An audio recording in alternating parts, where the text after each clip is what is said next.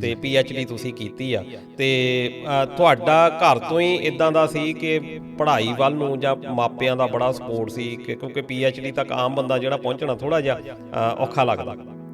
ਤੁਸੀਂ ਦਲਜੀਤ ਜੀ ਹੈਰਾਨ ਹੋਵੋਗੇ ਵੀ ਘਰ ਦੇ ਵਿੱਚ ਕੋਈ ਮਾਹੌਲ ਨਹੀਂ ਸੀ। ਘਰ ਦੇ ਵਿੱਚ ਅੰਤਾਂ ਦੀ ਗਰੀਬੀ ਸੀ ਤੇ ਉਹ ਜਿਹੜੀ ਅਧਿਆਪਕਾਵਾਂ ਸੀਗੀਆਂ, ਮੇਰੀ ਮਾਂ ਦਾ ਨਾਮ ਸੀਗਾ ਜਸ਼ੋਦਾ ਦੇਵੀ। ਅੱਛਾ ਜੀ। ਮੇਰੀ ਮਾਂ ਨੂੰ ਕਹਿੰਦੇ ਸੋਧਾ ਆਪਦੇ ਮੁੰਡੇ ਨੂੰ ਲੈ ਜਾ, ਇਹਨੂੰ ਦੁਨੀਆ ਦੇ ਤਖਤੇ ਤੇ ਕੋਈ ਨਹੀਂ ਪੜ੍ਹਾ ਸਕਦਾ। ਉਹ ਮੈਂ ਇਹ ਨਹੀਂ ਸੀ ਮੈਂ ਨਲਾਇਕ ਸੀਗਾ। ਮੇਰੇ ਕੋਲ ਕਿਤਾਬਾਂ ਖਰੀਦਣ ਨੂੰ ਪੈਸੇ ਨਹੀਂ ਸੀਗੇ ਜੀ, ਮੇਰੇ ਕੋਲ ਗਾਈਡਾਂ ਖਰੀਦਣ ਨੂੰ ਪੈਸੇ ਨਹੀਂ ਸੀਗੇ। ਤੁਸੀਂ ਮਾਰਕਸਵਾਦ ਦੀ ਗੱਲ ਕੀਤੀ, ਕਿੰਨੇ ਕੁ ਹਾਈ ਪੀਕ ਤੇ ਤੁਸੀਂ ਦੇਖਿਆ ਇਹ ਮਾਰਕਸਵਾਦ? ਉਹਨਾਂ ਤੇ ਗੁਰਬਾਣੀ ਦਾ ਪ੍ਰਭਾਵ ਸੀਗਾ, ਉਹਨਾਂ ਵਿੱਚ ਸਾਦਗੀ ਸੀਗੀ ਜੀ, ਉਹਨਾਂ 'ਚ ਨਿਰਮਾਣਤਾ ਸੀ, ਸਬਰ ਸੀ, ਸੰਤੋਖ ਸੀ। ਮੈਂ ਸਮਝਦਾ ਵੀ ਉਹਨਾਂ ਬੰਦਿਆਂ ਨੇ ਜਿਹੜੀ ਗੁਰੂ ਗ੍ਰੰਥ ਸਾਹਿਬ ਦੀ ਫਿਲਾਸਫੀ ਹੈ ਉਹਨੂੰ ਕਿਤੇ ਨਾ ਕਿਤੇ ਅਵਚੇਤਨ ਰੂਪ ਦੇ ਵਿੱਚ ਇੰਪਲੀਮੈਂਟ ਕੀਤਾ। ਹੁਣ ਜਿਹੜਾ ਹੈਗਾ ਨਾ, ਜਦੋਂ ਤੋਂ 1990 ਤੋਂ ਬਾਅਦ ਜਿਹੜੀਆਂ ਨਵੀਆਂ ਪਾਲਿਸੀਆਂ ਆਈਆਂ ਨੇ, ਨਵਾਂ ਸਾਰਾ ਕੁਛ ਆਇਆ, ਉਹਨੇ ਸਾਰਾ ਕੁਝ ਉਥਲ ਪੁਥਲ ਕਰਕੇ ਰੱਖਤਾ।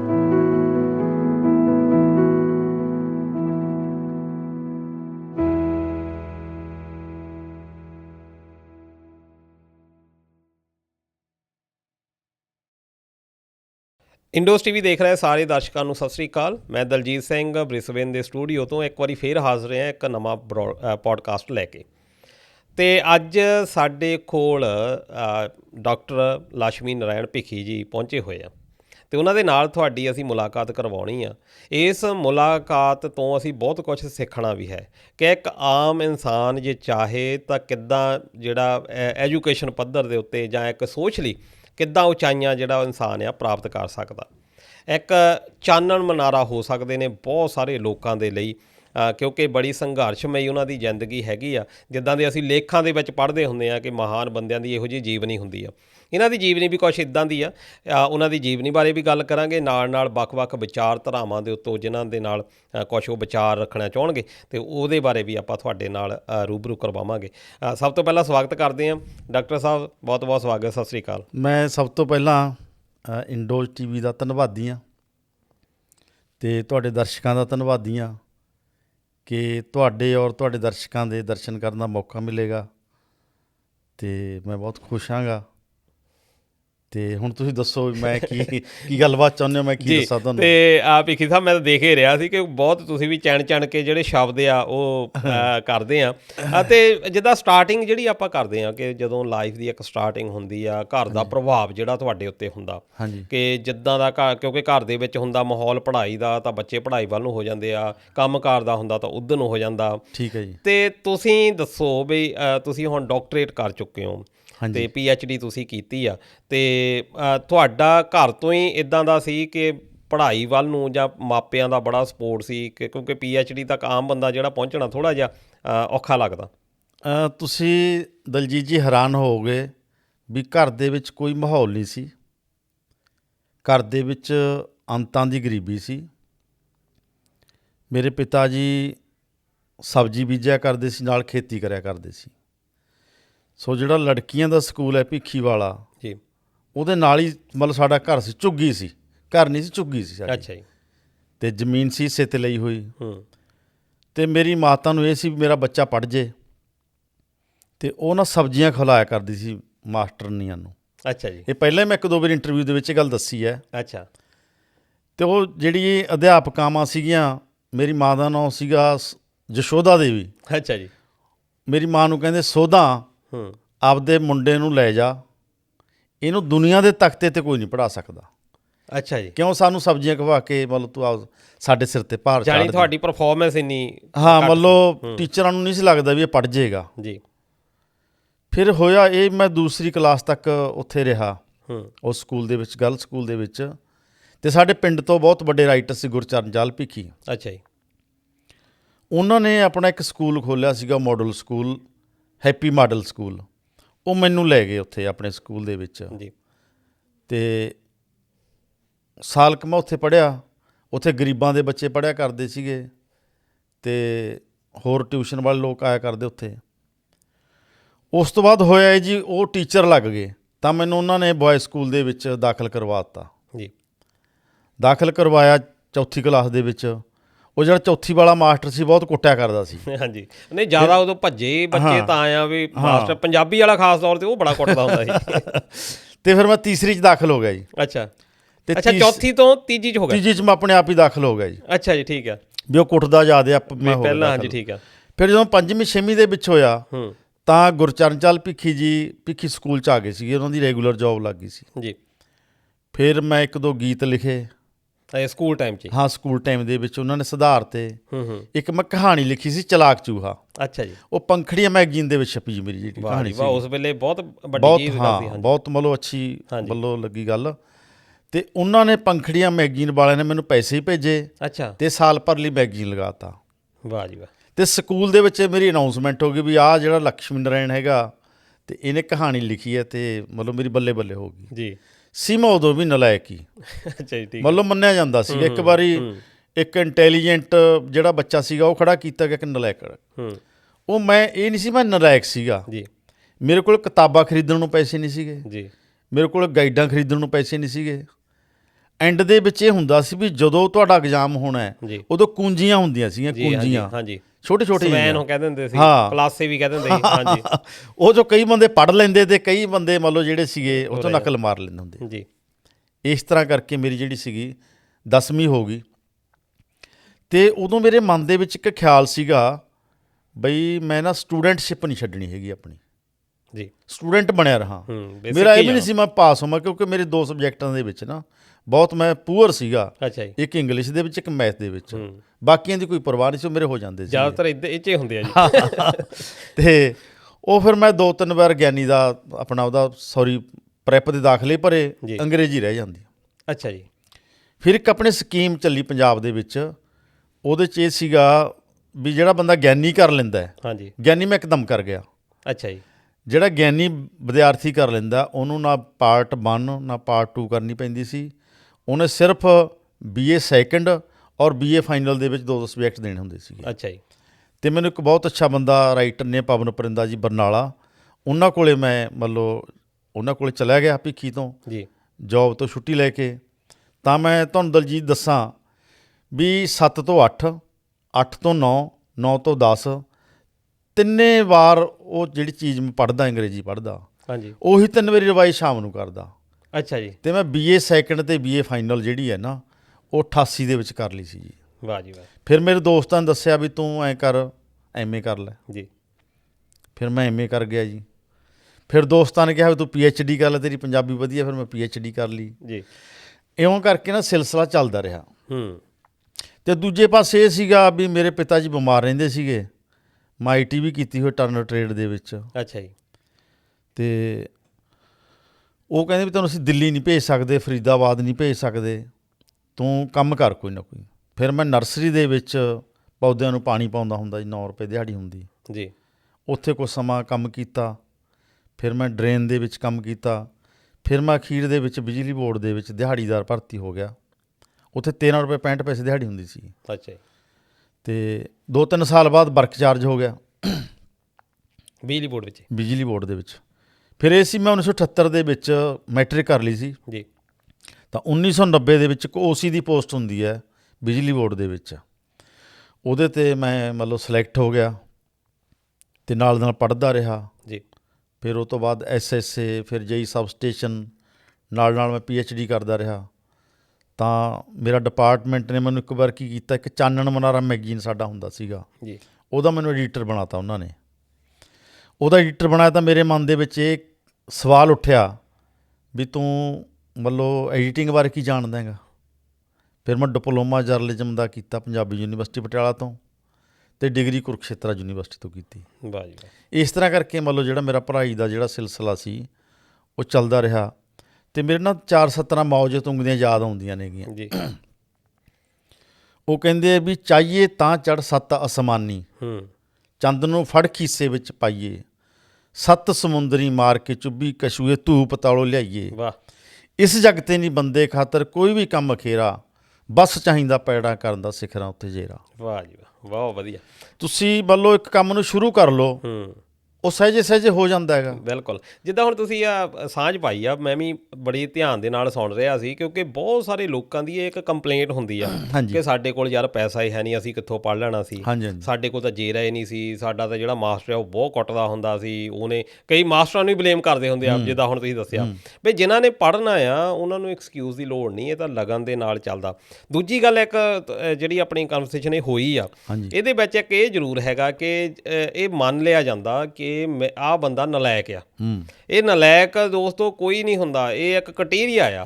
ਉਹ ਕਟੀਰੀਆ ਦੇ ਵਿੱਚ ਤੁਸੀਂ ਫਿੱਟ ਨਹੀਂ ਆਉਂਦੇ ਹੁੰਦੇ ਤਾਂ ਤੁਸੀਂ ਨਲਾਇਕ ਹੁੰਦੇ ਆ। ਅਦਰਵਾਈਜ਼ ਤੁਸੀਂ ਅੱਜ ਜੇ ਲਾਈਫ ਦੇ ਵਿੱਚ ਦੇਖੋ, ਜਾਂ ਤੁਸੀਂ ਵੀ ਦੇਖਦੇ ਹੋਣੇ ਆ, ਜਿੱਦਾਂ ਤੁਸੀਂ ਕਿਹਾ ਵੀ ਇੱਕ ਹੁਸ਼ਿਆਰ ਸੀ ਬੱਚਾ ਤੇ ਇੱਕ ਨਲਾਇਕ ਸੀ ਜਿੱਥੇ ਤੁਹਾਨੂੰ ਖੜਾ ਕਰ ਦਿੱਤਾ। ਕਦੀ ਤੁਸੀਂ ਪਤਾ ਕੀਤਾ ਵੀ ਉਹ ਹੁਸ਼ਿਆਰ ਕੀ ਕਰਦਾ ਅੱਜ ਕੱਲ੍ਹ?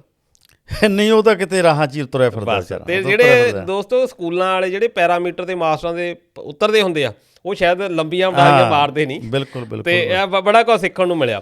ਪਰ ਖੈਰ ਤੁਸੀਂ ਇੱਕ ਬਿਜਲੀ ਬੋਰਡ ਦੀ ਹੁਣ ਤੁਸੀਂ ਗੱਲ ਕੀਤੀ। ਹਾਂਜੀ ਹਾਂਜੀ। ਬਿਜਲੀ ਬੋਰਡ ਬੜਾ ਖੇਡਾਂ ਦੇ ਵਿੱਚ ਵੀ ਬੜੀ ਉੱਨਤੀ ਕੀਤੀ ਆ, ਪਰ ਬਿਜਲੀ ਬੋਰਡ ਨੇ ਬਹੁਤ ਵਧੀਆ ਲਿਖਾਰੀ ਵਿਦਵਾਨ ਵੀ ਦਿੱਤੇ ਆ। ਹੁਣ ਤੁਸੀਂ ਇਹ ਦੱਸੋ ਵੀ ਬਿਜਲੀ ਬੋਰਡ ਹੈਗਾ ਤਾਂ ਕੰਮ ਉਹ ਬਿਜਲੀ ਦਾ ਆ, ਹਾਂਜੀ ਬਿਜਲੀ ਜਿਹੜੀ ਪ੍ਰੋਵਾਈਡ ਕਰਨੀ ਆ, ਤੇ ਇੱਧਰਲੇ ਪਾਸੇ ਨੂੰ ਰੁਝਾਨ ਬਹੁਤ ਵਧੀਆ ਕਵੀ ਵੀ ਉਹਨਾਂ ਨੇ ਦਿੱਤੇ ਆ, ਵਾਰਤਾਕਾਰ ਵੀ ਦਿੱਤੇ ਆ, ਵਿਦਵਾਨ ਲੋਕ ਵੀ ਹੋਏ ਆ। ਹਾਂਜੀ ਹਾਂਜੀ। ਕਿੱਦਾਂ ਦਾ ਰਿਹਾ ਇਹ ਤਜਰਬਾ? ਉਹਦੇ 'ਚ ਇਹ ਹੁੰਦਾ ਵੀ ਤੁਸੀਂ ਨਾ ਜਿਹੜਾ ਤਹਈਆ ਕਰ ਲਿਆ, ਹਾਂਜੀ ਦੇਖੋ ਹਾਲਾਤ ਮੁਤਾਬਕ ਤੁਹਾਡਾ ਕੰਮ ਕਦੇ ਵੱਧ ਘੱਟ ਤਾਂ ਹੋ ਸਕਦਾ ਹੈ, ਹਾਂਜੀ, ਲੇਕਿਨ ਪ੍ਰਤੀਬੱਧਤਾ ਬਹੁਤ ਜ਼ਰੂਰੀ ਹੈ। ਜੇ ਤੁਸੀਂ ਇਹ ਮਿਥ ਲਿਆ ਵੀ ਮੈਂ ਕਲਮ ਕਦੇ ਵੀ ਨਹੀਂ ਛੱਡਣੀ ਜੀ, ਮੈਂ ਲਿਖਣਾ ਕਦੇ ਵੀ ਨਹੀਂ ਛੱਡਣਾ, ਮੈਂ ਪੜ੍ਹਨਾ ਕਦੇ ਵੀ ਨਹੀਂ ਛੱਡਣਾ, ਤਾਂ ਉਸ ਨੂੰ ਬਰਕਰਾਰ ਰੱਖ ਸਕਦੇ ਹੋ। ਇਹ ਹੋ ਸਕਦਾ ਵੀ ਕਦੇ ਤੁਹਾਡਾ ਜਿਹੜਾ ਪੜ੍ਹਨਾ ਘਟ ਜੇ, ਕਦੇ ਵੱਧ ਜੇ ਜੀ, ਲੇਕਿਨ ਇਹਨੂੰ ਨਿਰੰਤਰ ਜਾਰੀ ਰੱਖਣਾ ਇਹ ਤਾਂ ਤੁਹਾਡੇ ਆਪਣੇ ਸਾਡੇ ਹੱਥ 'ਚ ਆ। ਪਰ ਡਿਪਾਰਟਮੈਂਟ ਕਿੱਦਾਂ ਦਾ ਸਹਿਯੋਗ ਕਰਦਾ ਹੈ? ਡਿਪਾਰਟਮੈਂਟ ਇਹ ਹੈ ਵੀ ਇਹਦੇ ਵਿੱਚ ਬਹੁਤ ਅੱਛੇ ਬੰਦੇ ਮੈਨੂੰ ਮਿਲੇ। ਅੱਛਾ ਜੀ, ਬਿਜਲੀ ਬੋਰਡ 'ਚ? ਬਿਜਲੀ ਬੋਰਡ ਦੇ ਵਿੱਚ, ਤੇ ਬਹੁਤ ਹੋਰ ਤਰ੍ਹਾਂ ਦੇ ਵੀ ਮਿਲੇ। ਅੱਛਾ, ਠੀਕ ਆ। ਲੇਕਿਨ ਮੈਂ ਇੱਕ ਸ਼ਬਦ ਇਹ ਯੂਜ਼ ਕਰਦਾ ਵੀ ਇੱਕ ਸ਼ਬਦ ਹੈਗਾ ਅੰਗਰੇਜ਼ੀ ਦਾ ਅਲਰਜੀ ਜੀ, ਇੱਕ ਹੈ ਐਨਰਜੀ। ਵਾਹ। ਜਿੱਥੋਂ ਤੁਹਾਨੂੰ ਐਨਰਜੀ ਮਿਲਦੀ ਹੈ ਜੀ, ਤੁਸੀਂ ਉਹਦੇ ਵੱਲ ਫੇਸ ਰੱਖੋ। ਜਿੱਥੋਂ ਐਲਰਜੀ ਮਿਲਦੀ ਤੁਸੀਂ ਪਿੱਠ ਕਰ ਲਓ। ਤੁਸੀਂ ਇਹ ਥੋੜ੍ਹੀ ਹੈ ਵੀ ਤੁਹਾਨੂੰ ਕੋਈ ਬੰਦਾ ਨਿੰਦਦਾ ਹੈ, ਕੋਈ ਤੁਹਾਨੂੰ ਬੰਦਾ ਇਹ ਕਹਿੰਦਾ ਵੀ ਯਾਰ ਇਹ ਤਾਂ ਕਲਮ ਦਵਾ ਚੱਕੀ ਫਿਰਦਾ, ਤੇਰਾ ਕੰਮ ਹੋਰ ਹੈ ਤੇ ਇਹ ਇਸ ਤਰ੍ਹਾਂ ਹੈਗਾ। ਹਾਂਜੀ, ਤੁਸੀਂ ਕੰਮ ਛੱਡਣਾ ਥੋੜ੍ਹੀ ਹੈ। ਬਹੁਤ ਆਫੀਸਰ ਮਿਲੇ ਜਿਨ੍ਹਾਂ ਨੇ ਕਿਹਾ ਵੀ ਯਾਰ ਤੂੰ ਮੰਨ ਲਓ ਕਿਉਂ ਲਿਖੀ ਜਾਂਦਾ ਹੈਗਾ, ਤੇਰੀ ਇੱਥੇ ਕੀ ਬੁੱਕਤ ਹੈ ਤੂੰ ਹੈਗਾ।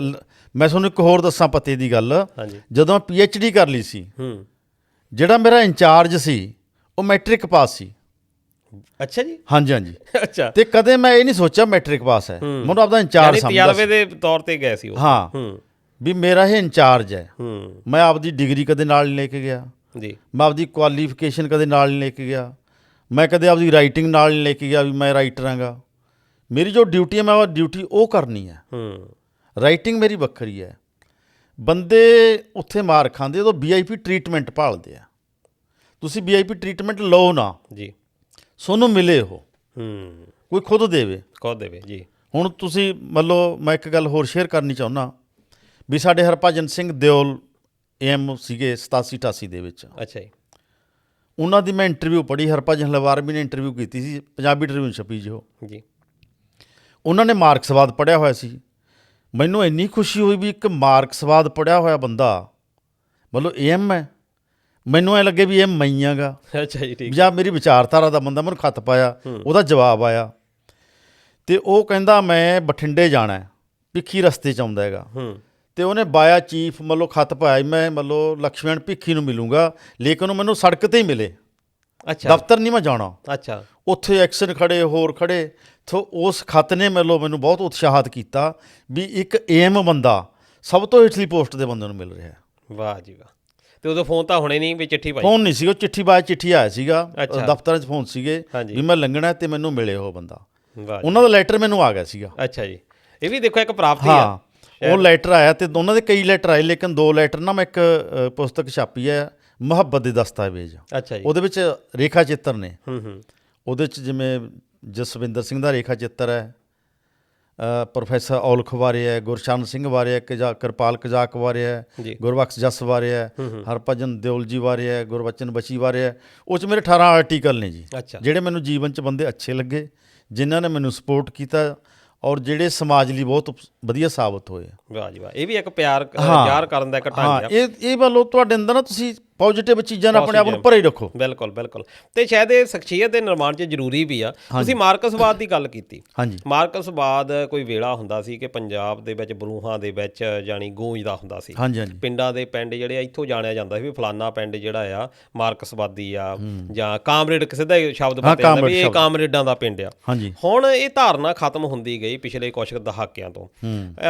ਕੀ ਮੰਨਦੇ ਹੋ? ਕਿਉਂਕਿ ਬੜਾ ਜੁਝਾਰੂਪਨ ਇਹ ਡਿਪਾਰਟਮੈਂਟ, ਜੇ ਕਹ ਲਓ ਕਿ ਸਿੱਖਿਆ ਬੋਰਡ ਰੱਖ ਲਓ, ਬਿਜਲੀ ਬੋਰਡ ਰੱਖ ਲਓ, ਇਹਨਾਂ ਦੇ ਵਿੱਚ ਜੁਝਾਰੂਪਨ ਬਹੁਤ ਸੀ। ਚਾਹੇ ਉਹ ਆਪਣੀਆਂ ਮੰਗਾਂ ਮਨਵਾਉਣ ਦਾ ਹੁੰਦਾ ਸੀ, ਕਿ ਚਾਹੇ ਫਿਰ ਜਿਹੜੇ ਇਹਨਾਂ ਮਹਿਕਮਿਆਂ ਦੇ ਵਿੱਚ ਕਿਸੇ ਵੀ ਵਿਚਾਰਧਾਰਾ ਤੋਂ ਆਉਂਦੇ ਸੀ, ਜਦੋਂ ਇੱਥੇ ਆ ਜਾਂਦੇ ਸੀ ਉਹ ਵਿੱਚ ਜੁਝਾਰੂਪਨ ਦਾ ਜਿਹੜਾ ਇੱਕ ਹੋ ਜਾਂਦਾ ਸੀ। ਤੁਹਾਡਾ ਕਿੱਦਾਂ ਦਾ ਤਜਰਬਾ ਹੁਣ ਤੱਕ ਦਾ ਰਿਹਾ ਉਸ ਵੇਲੇ ਦਾ? ਜੇ ਪਹਿਲਾਂ ਤਾਂ ਆਪਾਂ ਉੱਥੇ ਗੱਲ ਕਰਦੇ ਹਾਂ ਵੀ ਕਿੰਨੇ ਕੁ ਹਾਈ ਪੀਕ 'ਤੇ ਤੁਸੀਂ ਦੇਖਿਆ ਇਹ ਮਾਰਕਸਵਾਦ? ਉਹਦੇ 'ਚ ਮੈਂ ਇਹ ਸਮਝਦਾ ਵੀ ਜਿਹੜੇ ਸਾਡੇ ਪੁਰਾਣੇ ਕਾਮਰੇਡ ਬੰਦੇ ਸੀਗੇ ਜੀ, ਉਹਨਾਂ 'ਤੇ ਗੁਰਬਾਣੀ ਦਾ ਪ੍ਰਭਾਵ ਸੀਗਾ। ਵਾਹ। ਉਹਨਾਂ ਵਿੱਚ ਸਾਦਗੀ ਸੀਗੀ ਜੀ, ਉਹਨਾਂ 'ਚ ਨਿਰਮਾਣਤਾ ਸੀ, ਸਬਰ ਸੀ, ਸੰਤੋਖ ਸੀ। ਮੈਂ ਸਮਝਦਾ ਵੀ ਉਹਨਾਂ ਬੰਦਿਆਂ ਨੇ ਜਿਹੜੀ ਗੁਰੂ ਗ੍ਰੰਥ ਸਾਹਿਬ ਦੀ ਫਿਲਾਸਫੀ ਹੈ ਜੀ, ਉਹਨੂੰ ਕਿਤੇ ਨਾ ਕਿਤੇ ਅਵਚੇਤਨ ਰੂਪ ਦੇ ਵਿੱਚ ਇੰਪਲੀਮੈਂਟ ਕੀਤਾ। ਜਿਵੇਂ ਆਪਾਂ ਕਾਮਰੇਡ ਹਾਕਮ ਸਿੰਘ ਸਮੌ ਲਾ ਲਓ ਜੀ, ਬਾਬਾ ਬੂਜਾ ਸਿੰਘ ਲਾ ਲਓ, ਠੀਕ ਹੈ ਜੀ, ਸੋਹਣ ਸਿੰਘ ਭਕਨਾ ਵਰਗੇ ਬੰਦੇ ਲਾ ਲਓ। ਉਹ ਬੰਦੇ ਮਤਲਬ ਉਹਨਾਂ ਦੀ ਸ਼ਖਸੀਅਤ ਦੇ ਵਿੱਚ ਕਿਤੇ ਨਾ ਕਿਤੇ ਗੁਰੂਆਂ ਦਾ ਪ੍ਰਭਾਵ ਸੀਗਾ, ਇਨਕਲਾਬੀ ਵਿਰਸਾ ਸੀਗਾ ਜੀ। ਉਹਦੇ ਥਰੂ ਉਹਨਾਂ ਨੇ ਕੰਮ ਕੀਤਾ। ਔਰ ਆਪਣੇ ਜਨਜੀਵਨ ਦੇ ਵਿੱਚ ਵੀ ਸਾਦਗੀ ਸੀਗੀ, ਪੂੰਜੀਵਾਦ ਦੇ ਪ੍ਰਭਾਵ ਨਹੀਂ ਸੀਗੇ। ਹੁਣ ਜਿਹੜਾ ਹੈਗਾ ਨਾ, ਜਦੋਂ ਤੋਂ 1990 ਤੋਂ ਬਾਅਦ ਜਿਹੜੀਆਂ ਨਵੀਆਂ ਪਾਲਿਸੀਆਂ ਆਈਆਂ ਨੇ ਜੀ, ਨਵਾਂ ਸਾਰਾ ਕੁਛ ਆਇਆ, ਉਹਨੇ ਸਾਰਾ ਕੁਝ ਉਥਲ-ਫੁਥਲ ਕਰਕੇ ਰੱਖਤਾ। ਸਾਡੇ ਜੀਵਨ ਵਿੱਚੋਂ ਜਿਹੜੀ ਸਹਿਜਤਾ ਹੈ, ਸੰਜਮਤਾ ਹੈ, ਉਹ ਖਤਮ ਕਰਤੀ ਹੈ। ਔਰ ਇੱਕ ਹੋਰ ਗੱਲ ਸੀ ਕਿ ਜਿਹੜੇ ਉਦੋਂ ਦੇ ਕਾਮਰੇਡ ਸੀਗੇ ਉਹ ਪੜ੍ਹਦੇ ਬਹੁਤ ਸੀਗੇ, ਉਹਨਾਂ ਕੋਲ ਗਿਆਨ ਸੀਗਾ ਜੀ, ਠੀਕ ਹੈ ਜੀ ਗੱਲ। ਅਤੇ ਗਿਆਨ ਹੋਣ ਕਰਕੇ ਉਹ ਪ੍ਰੈਕਟੀਕਲ ਹੀ ਵੱਧ ਕਰਦੇ ਸੀਗੇ ਔਰ ਖੁੱਲ੍ਹੇ ਮਨ ਦੇ ਸੀਗੇ ਉਹ ਜੀ। ਜਿਉਂ ਮੈਂ ਸਮਝਦਾ ਵੀ ਨਾ ਵਿਚਾਰਧਾਰਾਵਾਂ ਦੇ ਵਿੱਚ ਕੱਟੜਤਾ ਆਈ ਹੈ, ਜਾਂ ਇਹ ਚੀਜ਼ ਆ ਗਈ ਵੀ ਮੇਰੀ ਵਿਚਾਰਧਾਰਾ ਬਹੁਤ ਵਧੀਆ ਹੈ, ਮੇਰੀ ਵਿਚਾਰਧਾਰਾ ਹੀ ਮੁਕਤੀ ਦਿਵਾਏਗੀ, ਗਾਹਾਂ ਗਰੁੱਪ ਦਰ ਗਰੁੱਪ ਬਣਦੇ ਰਹੇ ਜੀ। ਅਤੇ ਜਿੱਦਾਂ ਵਿਚਾਰਧਾਰਾ ਤੁਸੀਂ ਗੱਲ ਕੀਤੀ, ਇਹ ਮਾਰਕਸਵਾਦ ਵਿੱਚ ਤੁਸੀਂ ਕਿਹਾ ਵੀ ਗੁਰੂ ਗ੍ਰੰਥ ਸਾਹਿਬ ਜੀ ਦਾ ਬਹੁਤ ਪ੍ਰਭਾਵ ਰਿਹਾ। ਪਰ ਜਿੱਦਾਂ ਹੁਣ ਜੋ ਅਸੀਂ ਦੇਖਦੇ ਹਾਂ, ਜਾਂ ਇੱਕ ਤੁਹਾਡੇ ਤੋਂ ਅਗਲੀ ਜਿਹੜੀ ਪੀੜ੍ਹੀ ਦੇ ਵਿੱਚ ਅਸੀਂ ਆਉਂਦੇ ਹਾਂ, ਅਸੀਂ ਤਾਂ ਇਹ ਦੇਖਦੇ ਹਾਂ ਵੀ ਅਸੀਂ ਤਾਂ ਫੇਸਬੁੱਕ ਦੇ ਉੱਤੇ ਬਹਿਸਾਂ ਦੇਖਦੇ ਹਾਂ ਕਿ ਉਹਦੇ ਵਿੱਚ ਸਿੱਧਾ ਹੀ ਕਹਿ ਦਿੰਦਾ ਵੀ ਕਾਮਰੇਡ ਬੰਦਾ ਉਹ ਆ ਜਿਹੜਾ ਰੱਬ ਨੂੰ ਮੰਨਦਾ ਹੀ ਨਹੀਂ, ਸਿੱਧਾ ਹੀ ਕਹਿ ਦਿੱਤਾ ਜਾਂਦਾ। ਨਹੀਂ, ਮੈਂ ਕਹਿੰਦਾ ਇਸ ਚੀਜ਼ ਨਾਲ ਨੁਕਸਾਨ ਬਹੁਤ ਹੋਇਆ ਹੈਗਾ ਜੀ, ਠੀਕ ਹੈ ਜੀ ਗੱਲ। ਗੁਰੂ ਨਾਨਕ ਸਾਹਿਬ ਨੇ ਖੁਦ ਕਹਿਤਾ ਆਰਤੀ ਦੇ ਵਿੱਚ ਜਾ ਵੀ ਉਂਝ ਤੇਰੇ ਲੱਖਾਂ ਅੱਖਾਂ ਨੇ ਤੇ ਦੇਖੇ ਇੱਕ ਵੀ ਨਹੀਂ ਹੈ। ਇਹ ਤਾਂ ਇੱਕ ਅਨੁਭਵ ਦੀ ਗੱਲ ਹੈ ਜੀ, ਇਹ ਤਾਂ ਅੰਦਰਲੇ ਮਨੁੱਖ ਦੀ ਗੱਲ ਹੈ। ਅਸੀਂ ਇਨਕਲਾਬ ਆਪਣੇ ਲਈ ਤਾਂ ਨਹੀਂ ਕਰਨਾ। ਮੈਂ ਕਹਿੰਦਾ ਜਿਹਨੇ ਆਪਣੇ ਲਈ ਕੁਛ ਕਰਨਾ ਹੈ ਉਹ ਰੱਬ ਨੂੰ ਮੰਨੇ ਨਾ ਮੰਨੇ ਉਹਦੀ ਮਰਜ਼ੀ ਹੈ। ਹਾਂਜੀ, ਇਹ ਤਾਂ ਨਿੱਜੀ ਮਸਲਾ, ਇਹ ਨਿੱਜੀ ਮਸਲਾ ਬੰਦੇ ਦਾ। ਜਦੋਂ ਤੁਸੀਂ 1000 ਬੰਦੇ ਲਈ ਇਨਕਲਾਬ ਕਰਨਾ ਹੈ, ਉਹ 'ਚੋਂ 990 ਬੰਦੇ ਜਿਹੜੇ ਨੇ ਧਰਮ ਨੂੰ ਮੰਨਣ ਵਾਲੇ ਆ ਜੀ, ਤਾਂ ਇਹਦਾ ਮਤਲਬ ਤੁਸੀਂ 990 ਬੰਦੇ ਤੋਂ ਇੱਕ ਪਾਸੇ ਹੋ ਗਏ ਨਾ ਜੀ। ਤੁਸੀਂ ਨਾ ਮੰਨੋ, ਲੇਕਿਨ ਉਹਨਾਂ ਦੀ ਆਸਥਾ 'ਤੇ ਸੱਟ ਨਾ ਮਾਰੋ ਨਾ। ਜਿਵੇਂ ਮਤਲਬ ਫਰੀਦ ਸਾਹਿਬ ਕਹਿੰਦੇ ਆ ਵੀ ਕਿਸੇ ਦਾ ਦਿਲ ਨਾ ਦਿਖਾਓ ਤੁਸੀਂ ਜੀ, ਹਰ ਦਿਲ ਵਿੱਚ ਰੱਬ ਵੱਸਦਾ ਹੈ। ਜਿਹੜੇ ਮੰਨਦੇ ਆ ਮੰਨੀ ਜਾਣ, ਤੁਸੀਂ ਉਹਨਾਂ ਨੇ ਕੁਛ ਕਰਨਾ ਹੈ, ਤੁਸੀਂ ਉਹਨਾਂ ਨੂੰ ਵੱਡੇ ਹੋ ਕੇ ਦਿਖਾਓ। ਬਿਲਕੁਲ। ਅਤੇ ਉਹਨਾਂ ਬੰਦਿਆਂ ਨੇ ਅਸਲ ਦੇ ਵਿੱਚ ਵੱਡੇ ਹੋ ਕੇ ਦਿਖਾਇਆ। ਉਹ ਬੰਦੇ ਸਮਾਜ ਤੋਂ ਕੱਟ ਕੇ ਰਹਿ ਗਏ, ਇੱਕ ਪਾਸੇ ਹੋ ਗਏ। ਇਹ ਵੀ ਇੱਕ ਬਹੁਤ ਵੱਡਾ ਮਸਲਾ ਹੈ ਵੀ ਪੰਜਾਬ ਦੇ ਵਿੱਚ ਜਿਹੜੀ ਸਾਡੀ ਮੂਵਮੈਂਟ ਸੀਗੀ ਕਾਮਰੇਡਾਂ ਦੀ, ਉਹਨਾਂ ਨੇ ਇੱਕ ਤਾਂ ਮਤਲਬ ਜਿਹੜਾ ਧਰਮ ਨੂੰ ਮੰਨਣ ਵਾਲਾ ਪੱਖ ਹੈ ਜੀ, ਇੱਕ ਦਲਿਤ ਭਾਈਚਾਰੇ ਦਾ ਮੰਨਣ ਵਾਲਾ ਪੱਖ ਹੈ, ਅੰਬੇਦਕਰ ਵਾਲਾ ਪੱਖ ਹੈ, ਉਸ ਨੂੰ ਅਣਡਿੱਠ ਕੀਤਾ। ਮੈਂ ਤਾਂ ਹੋਰ ਸਮਝਦਾ ਵੀ ਅਸਲ ਦੇ ਵਿੱਚ ਮਾਰਕਸ ਦਾ ਸਾਡੇ ਮੁਲਕ ਵਿੱਚ ਭਾਰਤੀਕਰਨ ਨਹੀਂ ਹੋਇਆ। ਰੂਸ ਦਾ ਇਨਕਲਾਬ ਆਇਆ, ਅਸੀਂ ਰੂਸ ਦਾ ਮਾਡਲ ਅਡੋਪਟ ਕਰ ਲਿਆ, ਜਿਵੇਂ ਸਿੱਧੇ ਰੂਪ 'ਚ ਕਹਿੰਦੇ CPI CPM ਨੇ। ਹਾਂਜੀ। ਚੀਨ 'ਚ ਇਨਕਲਾਬ ਆਇਆ, ਉੱਥੇ ਜਿਹੜੇ ਸਾਡੇ ML ਗਰੁੱਪ ਨੇ ਉਹਨਾਂ ਨੇ ਮਾਓ ਜ਼ੇਤੁੰਗ ਦਾ ਫਾਰਮੂਲਾ ਅਡੋਪਟ ਕਰ ਲਿਆ। ਚੀਨ ਦਾ ਚੇਅਰਮੈਨ ਸਾਡਾ ਚੇਅਰਮੈਨ, ਚੀਨ ਦਾ ਰਾਹ ਸਾਡਾ ਰਾਹ ਜੀ। ਉਹ ਮਤਲਬ ਉਹਦੀ ਨਕਲ ਕਰ ਲਈ ਸਿੱਧੀ, ਉਹਨੂੰ ਸਾਡੇ ਮੁਲਕ ਦੀਆਂ ਹਾਲਤਾਂ ਦੇ ਅਨੁਕੂਲ ਨਹੀਂ ਢਾਲਿਆ। ਨਹੀਂ ਢਾਲਦਾ। ਜੇ ਇੱਥੇ ਧਰਮ ਨੂੰ ਧਿਆਨ ਵਿੱਚ ਰੱਖਿਆ ਹੁੰਦਾ, ਸਿੱਖ ਧਰਮ ਨੂੰ, ਵੀ ਸਿੱਖ ਧਰਮ ਦੀਆਂ ਬਹੁਤ ਵੱਡੀਆਂ ਕੁਰਬਾਨੀਆਂ ਨੇ, ਜਾਂ ਦਲਿਤ ਭਾਈਚਾਰਾ ਹੈਗਾ ਇੱਥੇ ਸਾਡੇ ਮੁਲਕ ਦੇ ਵਿੱਚ, ਵਰਨ ਨੂੰ ਬਿਲਕੁਲ ਹੀ ਤਿਆਗ ਦਿੱਤਾ, ਉਹਨੂੰ ਬਿਲਕੁਲ ਹੀ ਛੱਡ ਦਿੱਤਾ ਗਿਆ, ਜਾਂ ਇਗਨੋਰ ਕੀਤਾ ਗਿਆ, ਜਾਂ ਮੈਂ ਇਕੱਲੇ ਹੀ ਇਨਕਲਾਬ ਕਰ ਦੂੰਗਾ, ਠੀਕ ਹੈ, ਇਸ ਚੀਜ਼ ਨੇ ਬਹੁਤ ਵੱਡਾ ਨੁਕਸਾਨ ਕੀਤਾ ਸਾਡੇ ਕਾਮਰੇਡ ਭਾਈਚਾਰੇ ਦਾ। ਜਿੱਦਾਂ ਇਹ ਤਾਂ ਸ਼ਾਇਦ ਡਾਕਟਰ ਅੰਬੇਡਕਰ ਵੀ ਮੰਨਦੇ ਸੀ ਵੀ ਜਿਹੜਾ ਜਾਤੀ ਸੰਘਰਸ਼ ਆ ਹਾਂ, ਇਹ ਹੋ ਹੀ ਨਹੀਂ ਸਕਦਾ, ਤੁਸੀਂ ਸਿਰਫ ਜਮਾਤੀ ਵਿੱਚ ਹੀ ਫਸੇ ਹੋਏ ਆ ਕਿ ਅਮੀਰ ਦੇ ਗਰੀਬ ਦੇ ਵਿੱਚ। ਭਾਰਤ ਦੀ ਜਿਹੜੀ ਸਮੱਸਿਆ ਹੈ ਅੱਜ ਵੀ ਇੱਦਾਂ ਹੀ ਆ ਹਾਂਜੀ ਕਿ ਅੱਜ ਵੀ ਜਿਹੜਾ ਆ ਅਸੀਂ ਜਾਤੀ ਸਮੱਸਿਆਵਾਂ ਦੇ ਵਿੱਚ ਬਹੁਤ ਜ਼ਿਆਦਾ ਉਲਝ ਗਏ। ਇਹਦਾ ਨੁਕਸਾਨ ਜੇ ਕਹੀਏ ਵੀ ਇੱਕ ਪੂਰੀ ਕੌਮ ਨੂੰ, ਜੇ ਭਾਰਤੀ ਕੌਮ ਨਹੀਂ ਆਪਾਂ ਕਹੀਏ ਜਾਂ ਉਸ ਖਿੱਤੇ ਨੂੰ ਹੀ ਕਹਿ ਦਈਏ, ਉਹਦੇ ਵਿੱਚ ਪਾਕਿਸਤਾਨ ਵੀ ਆਉਂਦਾ, ਬੰਗਲਾਦੇਸ਼ ਵੀ ਆਉਂਦਾ, ਉਸ ਪੂਰੇ ਖਿੱਤੇ ਨੂੰ ਹੀ ਜਿਹੜਾ ਉਹ ਪ੍ਰਭਾਵਿਤ ਕਰ ਰਿਹਾ। ਦੇਖੋ ਗੱਲ ਇਹ ਹੈ ਨਾ ਵੀ ਦੁਨੀਆ ਦੇ ਵਿੱਚ ਜੀ ਵਰਗ ਵਿਵਸਥਾ ਹੈ, ਜਿਵੇਂ ਮਾਰਕਸ ਨੇ ਕਿਹਾ ਨਾ, ਦੋ ਧਿਰਾਂ ਨੇ, ਇੱਕ ਲੁੱਟੀ ਜਾਣ ਵਾਲੀ, ਇੱਕ ਮਤਲਬ ਲੁਟੇਰਿਆਂ ਦੀ ਹੈਗੀ, ਠੀਕ ਹੈ ਜੀ ਗੱਲ। ਲੇਕਿਨ ਸਾਡਾ ਮੁਲਕ ਹੀ ਹੈ ਜਿੱਥੇ ਵਰਨ ਵਿਵਸਥਾ ਹੈ, ਜਿੱਥੇ ਜਾਤੀ ਪ੍ਰਬੰਧ ਹੈ, ਵੱਡੀ ਪੱਧਰ ਦੇ ਜਾਤੀ ਪ੍ਰਬੰਧ ਹੈ। ਔਰ ਸਦੀਆਂ ਭਰ ਮਤਲਬ ਜਿਹੜੇ ਦੱਬੇ ਕੁਚਲੇ ਲੋਕ ਨੇ, ਦਲਿਤ ਲੋਕ ਨੇ, ਅਛੂਤ ਨੇ, ਸ਼ੂਦਰ ਨੇ ਜਾਂ ਹੋਰ ਲੋਕ ਨੇ, ਉਹਨਾਂ ਨੂੰ ਸਾਈਡ 'ਤੇ ਹੀ ਕਰਤਾ। ਉਹ ਬੰਦੇ ਪੜ੍ਹ ਨਹੀਂ ਸਕਦੇ, ਉਹ ਬੰਦੇ ਮੰਦਰ 'ਚ ਨਹੀਂ ਜਾ ਸਕਦੇ, ਉਹ ਕਿਸੇ ਪ੍ਰਤੀਯੋਗਤਾ 'ਚ ਭਾਗ ਨਹੀਂ ਲੈ ਸਕਦੇ, ਉਹਨਾਂ ਨੂੰ ਇੱਕ ਪਾਸੇ ਕਰੀ ਰੱਖਿਆ। ਜੇ ਅਸੀਂ ਉਹਨਾਂ ਪਾਸਿਆਂ ਵੱਲ ਧਿਆਨ ਨਹੀਂ ਦੇਵਾਂਗੇ, ਹਾਲਾਂਕਿ ਜਿਹੜਾ ਕਮਿਊਨਿਸਟ ਮੈਨੀਫੈਸਟੋ ਹੈ ਜਾਂ ਕਾਰਲ ਮਾਰਕਸ ਦਾ ਸਰਮਾਇਆ ਹੈ, ਉਹ ਬਿਲਕੁਲ ਇਹ ਕਹਿੰਦਾ ਹੈ ਵੀ ਤੁਸੀਂ ਹੇਠਲੇ ਤੋਂ ਹੇਠਲੇ ਲੋਕ ਲਈ ਮਤਲਬ ਜਿਹੜੀ ਹੈ ਕ੍ਰਾਂਤੀ ਕਰਨੀ ਹੈ ਜੀ। ਇਸੇ ਤਰ੍ਹਾਂ ਹੀ ਗੁਰਬਾਣੀ ਹੈ। ਨਾਨਕ ਜੀ ਕਹਿੰਦੇ ਆ ਵੀ ਨੀਚਾਂ ਅੰਦਰ ਨੀਚ ਜਾਤ, ਨੀਚ ਹੂੰ ਅਤਿ ਨੀਚ, ਨਾਨਕ ਤਿਨਕੇ ਸੰਗ ਸਾਥ ਬੜਿਓ ਸੁਖਾਰੀਸ। ਇਹਨਾਂ ਦੋਵਾਂ ਧਿਰਾਂ ਨੇ ਵੀ ਇਹਨਾਂ ਲਈ ਕੁਝ ਨਹੀਂ ਕੀਤਾ। ਮੈਂ ਇਹ ਸਮਝਦਾ, ਜੇ ਤੁਹਾਡੀ ਆਗਿਆ ਹੋਵੇ, ਵੀ ਜੇਕਰ ਅਸੀਂ ਸਮਾਜ ਵਿੱਚ ਕੋਈ ਕ੍ਰਾਂਤੀ ਕਰਨੀ ਹੈ ਜਾਂ ਸਮਾਜ ਦੇ ਵਿੱਚ ਕੋਈ ਬਦਲਾਅ ਲਿਆਉਣਾ ਹੈ, ਤਾਂ ਜਿਹੜੀਆਂ ਇਹ ਤਿੰਨੇ ਵਿਚਾਰਧਾਰਾਵਾਂ ਨੇ, ਕਮਿਊਨਿਸਟ ਵਿਚਾਰਧਾਰਾ, ਦਲਿਤ ਵਿਚਾਰਧਾਰਾ ਅਤੇ ਸਿੱਖ ਵਿਚਾਰਧਾਰਾ, ਇਹਨਾਂ ਦਾ ਜਿੰਨਾ ਚਿਰ ਸੁਮੇਲ ਨਹੀਂ ਬਣੇਗਾ, ਇਹਨਾਂ ਦੀ ਜਿੰਨਾ ਚਿਰ ਜੁਗਲਬੰਦੀ ਨਹੀਂ ਬਣੇਗੀ, ਕ੍ਰਾਂਤੀ ਨਹੀਂ ਹੋਏਗੀ। ਮੇਰਾ ਆਪਣਾ ਵਿਚਾਰ ਹੈ ਜੀ। ਜਿੱਦਾਂ ਇਹਦਾ ਆਪਾਂ ਸ਼ਾਇਦ ਸਵਰੂਪ ਦੇਖਿਆ ਵੀ ਆ ਜਦੋਂ ਕਿਸਾਨ ਮਜ਼ਦੂਰ ਏਕਤਾ ਲੱਗਾ ਪਿਛਲੇ ਸਾਲਾਂ ਦੇ ਵਿੱਚ, ਅਤੇ 3 ਜਿਹੜੇ ਕਾਲੇ ਕਾਨੂੰਨ ਸੀ ਉਹਨਾਂ ਨੂੰ ਜਿਹੜਾ ਕਹਿ ਲਓ ਵੀ ਰੱਦ ਕਰਵਾ ਕੇ ਜਿਹੜੇ ਵਾਪਸ ਆਏ ਆ, ਬੜਾ ਇੱਕ ਭਰੋਸੇਯੋਗਤਾ ਵੱਜੀ ਸੀ, ਇੱਕ ਏਕਤਾ ਦੀ ਮਿਸਾਲ ਪੈਦਾ ਹੋਈ ਸੀ।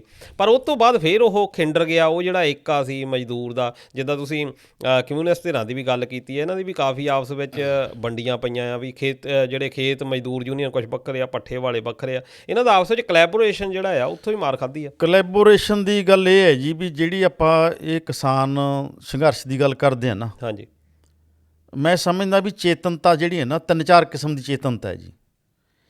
ਇੱਕ ਹੈਗੀ ਦਿਵ ਦ੍ਰਿਸ਼ਟ ਚੇਤਨਤਾ, ਵੀ ਸੈਂਕੜੇ ਕੋਹਾਂ ਦੇ ਉੱਤੇ ਕੋਈ ਜਾਂ ਦੂਰੀ ਦੇ ਉੱਤੇ ਕੋਈ ਖੂਹ ਹੈ ਜੀ।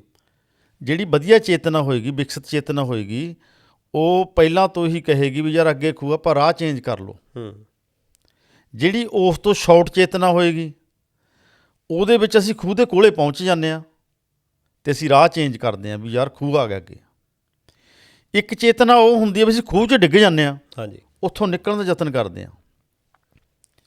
ਮੈਂ ਕਿਸਾਨੀ ਸੰਘਰਸ਼ ਨੂੰ ਉਸੇ ਪ੍ਰਸੰਗ 'ਚ ਲੈਂਦਾ ਗਾ ਵੀ ਜਦੋਂ 3 ਕਾਨੂੰਨ ਬਣ ਗਏ, ਉਸ ਤੋਂ ਬਾਅਦ ਸਾਨੂੰ ਮਜਬੂਰੀ 'ਚ ਏਕਤਾ ਕਰਨੀ ਪਈ, ਔਰ ਉਹ ਵੱਡਾ ਐਕਸ਼ਨ ਸੀਗਾ, ਉਹਦਾ ਸਮਰਥਨ ਲੋਕਾਂ ਨੇ ਕੀਤਾ। ਲੋਕਾਂ ਨੂੰ ਗੱਲ ਸਮਝ ਆ ਗਈ, ਮਜਬੂਰੀ 'ਚ ਕੀਤਾ, ਮਜਬੂਰੀ 'ਚ ਕੀਤਾ ਜੀ ਉਹ। ਅੱਛਾ, ਜੇ ਏਕਤਾ ਹੁੰਦੀ, ਕਿਉਂਕਿ ਉਦੋਂ ਪਹਿਲਾਂ ਤਾਂ ਇੱਕ ਸੀਗੀ ਭਾਰਤੀ ਕਿਸਾਨ ਯੂਨੀਅਨ ਸੀ, ਹਾਂਜੀ, ਉਹ ਤੋਂ 2 ਗਰੁੱਪ ਬਣ ਗਏ, 4 ਬਣ ਗਏ, 8 ਬਣ ਗਏ, 12 ਬਣ ਗਏ, 15 ਬਣ ਗਏ। ਉਹ ਕਿਉਂ ਬਣੇ? ਇਹ ਤਾਂ ਮਜਬੂਰੀ 'ਚ ਕਰਨਾ ਪਿਆ, ਔਰ ਲੋਕਾਂ ਨੇ ਸਾਥ ਦਿੱਤਾ, ਔਰ ਬਹੁਤ ਅੱਛਾ ਹੋ ਗਿਆ ਇਹ ਜੀ। ਇੱਕ ਮਾਡਲ ਬਣ ਗਿਆ ਇਹ ਸਾਡੇ ਸਾਹਮਣੇ ਵੀ ਏਕਤਾ ਦੇ ਨਾਲ ਅਸੀਂ ਸਭ ਕੁਝ ਜਿੱਤ ਸਕਦੇ ਹਾਂ, ਏਕਤਾ ਦੇ ਨਾਲ ਹੀ ਸਭ ਕੁਝ ਲੈ ਸਕਦੇ ਹਾਂ। ਕੋਈ ਰੱਬ ਨੂੰ ਮੰਨੋ ਨਾ ਮੰਨੋ, ਸਾਡਾ ਸਾਂਝਾ ਦੁਸ਼ਮਣ ਹੈ। ਅੱਜ ਵੀ ਜੇਕਰ ਅਸੀਂ ਸੰਘਰਸ਼ ਜਿੱਤਣਾ ਹੈ, ਜਿਹੜਾ ਸਾਡਾ ਸਰਬ ਸਾਂਝਾ ਦੁਸ਼ਮਣ ਹੈ, ਉਹਦੇ ਖਿਲਾਫ ਸਾਨੂੰ ਜਿਹੜਾ ਸੰਘਰਸ਼ ਕਰਨਾ ਚਾਹੀਦਾ ਹੈਗਾ ਜੀ। ਅਤੇ ਜਦੋਂ ਅਸੀਂ ਪੰਜਾਬ 'ਚ ਦੇਖਦੇ ਹਾਂ, ਕਿਉਂਕਿ ਤੁਸੀਂ ਜਿੱਦਾਂ ਗੱਲ ਕਰੀ ਦਿੱਤੀ ਆ ਵੀ ਪੰਜਾਬ ਜਿਉਂਦਾ ਗੁਰਾਂ ਦੇ ਨਾਂ 'ਤੇ, ਹਾਂਜੀ ਹਾਂਜੀ, ਇਹਦਾ ਚਲੋ ਹਰ ਕੋਈ ਵੀ ਬੰਦਾ ਜਿਹੜਾ ਆ ਭਾਵੇਂ ਕਿਸੇ ਵਿਚਾਰਧਾਰਾ ਦੇ ਨਾਲ ਜੁੜਿਆ, ਉਹ ਇਹ ਗੱਲ ਮੰਨਦਾ ਆ। ਹਾਂਜੀ, ਪਰ ਜਦੋਂ ਅਸੀਂ ਆਪਸ ਵਿੱਚ ਇਹ ਬਹਿਸਦੇ ਹਾਂ ਵਿਚਾਰਧਾਰਾ ਦੇ ਉੱਤੇ, ਕਿ ਮੰਨ ਲਓ ਕਿ ਮੈਨੂੰ ਇਹੀ ਸ਼ਾਇਦ ਇਹ ਖਤਰਨਾਕ ਇੱਕ ਗੱਲ ਹੈਗੀ ਆ ਕਿ ਮੇਰੀ ਵਿਚਾਰਧਾਰਾ ਜਿਹੜੀ ਆ ਉਹੀ ਜੇ ਅਸੀਂ ਇੰਪਲੀਫਾਈ ਕਰ ਦੇਵਾਂਗੇ, ਉਹਦੇ ਨਾਲ ਇੱਥੇ ਸੁਧਾਰ ਹੋ ਜਾਊਗਾ। ਪਰ ਜਦੋਂ ਉਹਦੇ ਸਿੱਟੇ ਨਿਕਲਦੇ ਆ, ਉਸ ਤੋਂ ਬਾਅਦ ਫਿਰ ਉਹ 'ਤੇ ਚਿੰਤਨ ਨਹੀਂ ਕੀਤਾ ਜਾਂਦਾ ਵੀ ਸਾਡੇ ਵਿੱਚ ਕਮੀਆਂ ਸੀ, ਅਸੀਂ ਦੂਜੀ ਧਿਰ ਨੂੰ ਪੁੱਛਿਆ ਨਹੀਂ, ਜਾਂ ਫਿਰ ਉੱਥੇ ਗੱਲ ਆ ਜਾਂਦੀ ਆ ਕਿ ਇਕੱਠਿਆਂ ਦੇ ਨਾਲ ਜਾਣਾ ਕਿੱਦਾਂ। ਤੁਹਾਡੇ ਕੋਲ ਕੀ ਸੁਝਾਅ ਹੈਗਾ ਕਿ ਅਸੀਂ ਫਿਰ ਇਹ ਵਿਚਾਰਧਾਰਾਵਾਂ ਦਾ ਕੋਈ ਇੱਕ ਗਵਲਾ ਸੁਮੇਲ ਕੱਢੀਏ, ਇੱਕ ਕੋਈ ਜਿਹੜਾ ਸੂਤਰੀ ਪ੍ਰੋਗਰਾਮ ਦੇਈਏ ਕੋਈ? ਉਹਦੇ 'ਚ ਇਹ ਹੈਗਾ ਜੀ ਵੀ ਜਿਹੜੇ ਰਾਜਸੀ ਲੀਡਰ ਨੇ ਨਾ ਜੀ ਸੱਤਾ ਦੇ ਭੁੱਖੇ ਲੀਡਰ ਨੇ ਜਾਂ ਚੌਧਰ ਦੇ ਭੁੱਖੇ ਲੀਡਰ ਨੇ ਜਾਂ ਪ੍ਰਧਾਨ ਬਣਨ ਦੀ ਜਿਨ੍ਹਾਂ ਵਿੱਚ ਇੱਛਾ ਹੈਗੀ ਹੈ, ਉਹ ਲੋਕ ਨੇੜੇ ਨਹੀਂ ਹੋਣ ਦਿੰਦੇ ਇੱਕ ਦੂਜੇ ਦੇ। ਜਦੋਂ ਅਸੀਂ ਖੁੱਲ੍ਹੇ ਮਨ ਨਾਲ, ਅੱਜ ਸਮਾਂ ਉਹ ਹੈ ਵੀ ਤਿੰਨੇ ਲੀਡਰਸ਼ਿਪਾਂ ਦੇ ਵਿੱਚ ਜਿਹੜੇ ਸੁਤੰਤਰ ਕਿਸਮ ਦੇ ਲੋਕ ਨੇਗੇ, ਜਿਹੜੇ ਚਾਹੁੰਦੇ ਸਮਾਜ ਵਿੱਚ ਕੁਝ ਨਾ ਕੁਝ ਹੋਵੇ। ਜੀ ਕੁਰਬਾਨੀ ਤਾਂ ਆਪਾਂ ਨੂੰ ਦੇਣੀ ਪਏਗੀ ਨਾ। ਊਂ ਤਾਂ ਅਸੀਂ ਕਹਿੰਦੇ ਬਹੁਤ ਵੱਡੀਆਂ ਕੁਰਬਾਨੀਆਂ ਕੀਤੀਆਂ, ਬਹੁਤ ਵੱਡੀਆਂ ਕੁਰਬਾਨੀਆਂ ਦੇ ਰਹੇ ਹਾਂ। ਕੁਰਬਾਨੀ ਛੱਡੋ ਆਪਦੀਆਂ ਪ੍ਰਧਾਨਗੀਆਂ, ਛੱਡੋ ਆਪਣੀਆਂ ਲੀਡਰੀਆਂ, ਆਓ ਸਾਂਝੇ ਮੰਚ ਤੇ ਜਿਹੜਾ ਬੰਦਾ ਜਿੰਨਾ ਕੰਮ ਕਰੇਗਾ ਉਹਦੀ ਉਨੀ ਬੁੱਕਤ ਬਣ ਜਾਏਗੀ। ਸੋ ਹੁਣ ਮੈਂ ਇੱਕ ਹੋਰ ਦੱਸਦਾ ਵੀ ਅਸਲ ਦੇ ਵਿੱਚ ਭਾਵੇਂ ਉਹ ਸਿੱਖ ਵਿਚਾਰਧਾਰਾ ਹੈ, ਮੈਂ ਸਮਝਦਾ ਵੀ ਜਿਹੜੀ ਗੁਰੂ ਨਾਨਕ ਦੀ ਵਿਚਾਰਧਾਰਾ ਉਹ ਕਾਇਨਾਤੀ ਵਿਚਾਰਧਾਰਾ ਹੈ। ਉਹ ਸ੍ਰਿਸ਼ਟੀ ਦੇ ਵਿੱਚ ਜੋ ਕੁਛ ਹੋ ਰਿਹਾ ਹੈ ਉਹਦੀ ਦ੍ਰਿਸ਼ਟੀ ਦੇ ਵਿੱਚ ਨਾਨਕ ਦੀ ਸਭ ਬਰਾਬਰ ਹੈ, ਭਾਵੇਂ ਉਹ ਘਾਹ ਹੈ ਅਤੇ ਭਾਵੇਂ ਉਹ ਬੋੜ ਹੈ, ਭਾਵੇਂ ਕੀੜੀ ਹੈ ਅਤੇ ਭਾਵੇਂ ਹਾਥੀ ਹੈ। ਉਹਦੇ ਲਈ ਸਾਰੀਆਂ 84 ਲੱਖ ਜੂਨੀਆਂ ਬਰਾਬਰ ਨੇਗੀਆਂ। ਠੀਕ ਹੈ ਜੀ ਗੱਲ। ਸੋ ਉਹਨੂੰ ਅਸੀਂ ਸਿੱਖ ਵਿਚਾਰਧਾਰਾ ਨੂੰ ਸਿਰਫ ਪੰਜਾਬ ਦੀ ਵਿਚਾਰਧਾਰਾ ਬਣਾ ਲਿਆ ਅਤੇ ਇਕੱਲੀ ਸਿੱਖਾਂ ਦੀ ਵਿਚਾਰਧਾਰਾ ਬਣਾ ਲਿਆ। ਗੁਰੂ ਗ੍ਰੰਥ ਸਾਹਿਬ ਦੀ ਵਿਚਾਰਧਾਰਾ ਦੇ ਵਿੱਚ ਇੰਨੀ ਵਿਸ਼ਾਲਤਾ ਵੀ ਉਹ ਬ੍ਰਹਿਮੰਡ ਨੂੰ ਸੰਬੋਧਿਤ ਆ। ਉਹ ਸ੍ਰਿਸ਼ਟੀ ਦੇ ਵਿੱਚ ਕਿਵੇਂ ਰਾਜ ਹੋਵੇ ਜਾਂ ਕੁਦਰਤ ਦਾ ਕਿਵੇਂ ਰਾਜ ਹੋਵੇ। ਇਸੇ ਤਰ੍ਹਾਂ ਜਿਹੜੀ ਮਾਰਕਸ ਦੀ ਵਿਚਾਰਧਾਰਾ ਹੈ ਉਹ ਲਟੋਰਿਆਂ ਤੋਂ ਮੁਕਤ ਕਰਦੀ ਹੈ। ਜਿਹੜੀ ਆਪਣੀ ਅੰਬੇਦਕਰ ਦੀ ਵਿਚਾਰਧਾਰਾ ਹੈ ਉਹ ਸਾਨੂੰ ਵਰਨ ਵਿਵਸਥਾ ਤੋਂ ਮੁਕਤ ਕਰਦੀ ਹੈ। ਮੈਂ ਤਾਂ ਹੋਰ ਸਮਝਦਾ ਵੀ ਜਿਹੜੀ ਅੰਬੇਦਕਰ ਦੀ ਵਿਚਾਰਧਾਰਾ ਉਹਦਾ ਵਿਸ਼ਵੀਕਰਨ ਨਹੀਂ ਕੀਤਾ ਗਿਆ, ਅੰਬੇਦਕਰ ਦਾ ਪੂਰਾ ਅਧਿਐਨ ਨਹੀਂ ਕੀਤਾ ਗਿਆ, ਮਾਰਕਸ ਦਾ ਪੂਰਾ ਅਧਿਐਨ ਨਹੀਂ ਕੀਤਾ ਗਿਆ, ਗੁਰਬਾਣੀ ਨੂੰ ਪੜ੍ਹਿਆ ਨਹੀਂ ਗਿਆ, ਸਮਝਿਆ ਨਹੀਂ ਗਿਆ, ਅਮਲ ਨਹੀਂ ਕੀਤਾ ਗਿਆ। ਅਸੀਂ ਮੰਨ ਲਓ ਐਵੇਂ ਕੱਟੜ ਹੋ ਕੇ, ਤਿੰਨ ਗੱਲਾਂ ਬਹੁਤ ਮਾੜੀਆਂ ਨੇਗੀਆਂ। ਇੱਕ ਤਾਂ ਕਿਸੇ ਚੀਜ਼ ਪ੍ਰਤੀ ਸ਼ਰਧਾਮਈ ਹੋ ਜਾਣਾ, ਕਿਸੇ ਚੀਜ਼ ਨੂੰ ਪੂਜਣ ਲੱਗ ਜਾਣਾ, ਔਰ ਕਿਸੇ ਵਿਚਾਰਧਾਰਾ ਪ੍ਰਤੀ ਕੱਟੜ ਹੋ ਜਾਣਾ। ਮੈਂ ਸਮਝਦਾ ਵੀ ਇਹ ਤਿੰਨੇ ਗੱਲਾਂ ਸਾਰੀਆਂ ਵਿਚਾਰਧਾਰਾਵਾਂ 'ਤੇ ਵਾਪਰ ਰਹੀਆਂ ਨੇਗੀਆਂ, ਵਿੱਚ ਵਾਪਰ ਰਹੀਆਂ ਨੇਗੀਆਂ। ਨਹੀਂ, ਇਹਦਾ ਨੁਕਸਾਨ ਤਾਂ ਜਿਹੜਾ ਹੋਇਆ, ਚਾਹੇ ਤਿੰਨਾਂ ਤਰ੍ਹਾਂ ਦੀ ਤੁਸੀਂ ਗੱਲ ਕੀਤੀ, ਨੁਕਸਾਨ ਹੋਇਆਗਾ। ਤੇ ਡਾਕਟਰ ਅੰਬੇਡਕਰ ਨੂੰ ਵੀ ਅਸੀਂ ਪੜ੍ਹਨ ਦੀ ਬਜਾਏ ਅਸੀਂ ਉਹਨਾਂ ਨੂੰ ਪੂਜਣਾ ਸ਼ੁਰੂ ਕਰ ਦਿੱਤਾ, ਤੇ ਉਹਦਾ ਜਿਹੜਾ ਨੁਕਸਾਨ ਆ, ਜਿਹੜੀ ਉਹਨਾਂ ਦੀ ਵਿਚਾਰਧਾਰਾ ਆ, ਸ਼ਾਇਦ ਇਹੀ ਕਾਰਨ ਆ ਕਿ ਉਹ ਲੋਕਾਂ ਤੱਕ ਪਹੁੰਚ ਨਹੀਂ ਪਾਈ। ਪਰ ਜਦੋਂ ਵੀ ਅਸੀਂ ਬਰਾਬਰਤਾ ਦੀ ਗੱਲ ਕਰਦੇ ਹਾਂ, ਜਾਂ ਇੱਕ ਕਾਰਲ ਮਾਰਕਸ ਤੇ ਅੰਬੇਡਕਰ ਨੂੰ ਤੁਸੀਂ ਰੱਖਦੇ ਹੋ ਇੱਕ ਪੱਲੜੇ ਦੇ ਵਿੱਚ? ਮੈਂ ਬਿਲਕੁਲ ਰੱਖਦਾ ਜੀ। ਦੇਖੋ, ਜਿੱਥੇ ਅੰਬੇਦਕਰ ਨੇ ਵਰਨ ਵਿਵਸਥਾ ਦੀ ਗੱਲ ਕੀਤੀ ਹੈ, ਉੱਥੇ ਐਂਡ ਵਿੱਚ ਉਹਨੇ ਦੋ ਗੱਲਾਂ ਹੋਰ ਵੀ ਕਹੀਆਂ ਨੇ ਵੀ ਦੁਨੀਆ ਸਾਡੇ ਦੋ ਦੁਸ਼ਮਣ ਨੇ, ਇੱਕ ਬ੍ਰਾਹਮਣਵਾਦ ਅਤੇ ਇੱਕ ਪੂੰਜੀਵਾਦ। ਇਹ ਮਾਰਕਸ ਨਾਲ ਮਿਲਦੀ ਜੁਲਦੀ ਹੈ। ਔਰ ਮਜ਼ਦੂਰਾਂ ਦੇ ਹੱਕਾਂ ਵਾਸਤੇ ਅੰਬੇਦਕਰ ਨੇ ਵੀ ਫਾਈਟ ਕੀਤੀ ਹੈ, ਉਹਨੇ ਵੀ ਲੜਾਈ ਦਿੱਤੀ ਹੈ।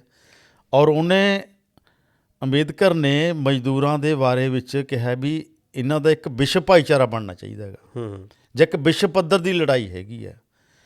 ਅੰਬੇਦਕਰ ਦਾ ਸਾਰਾ ਜ਼ੋਰ ਇਹ ਸੀ ਵੀ ਸਾਨੂੰ ਸਭ ਤੋਂ ਪਹਿਲਾਂ ਜਿਹੜੀ ਸਾਡੀ ਇੰਡੀਅਨ ਸੋਸਾਇਟੀ ਹੈ, ਭਾਰਤ ਸੋਸਾਇਟੀ ਹੈ, ਇਹਨੂੰ ਵਰਨ ਵਿਵਸਥਾ 'ਚੋਂ ਕੱਢੀਏ।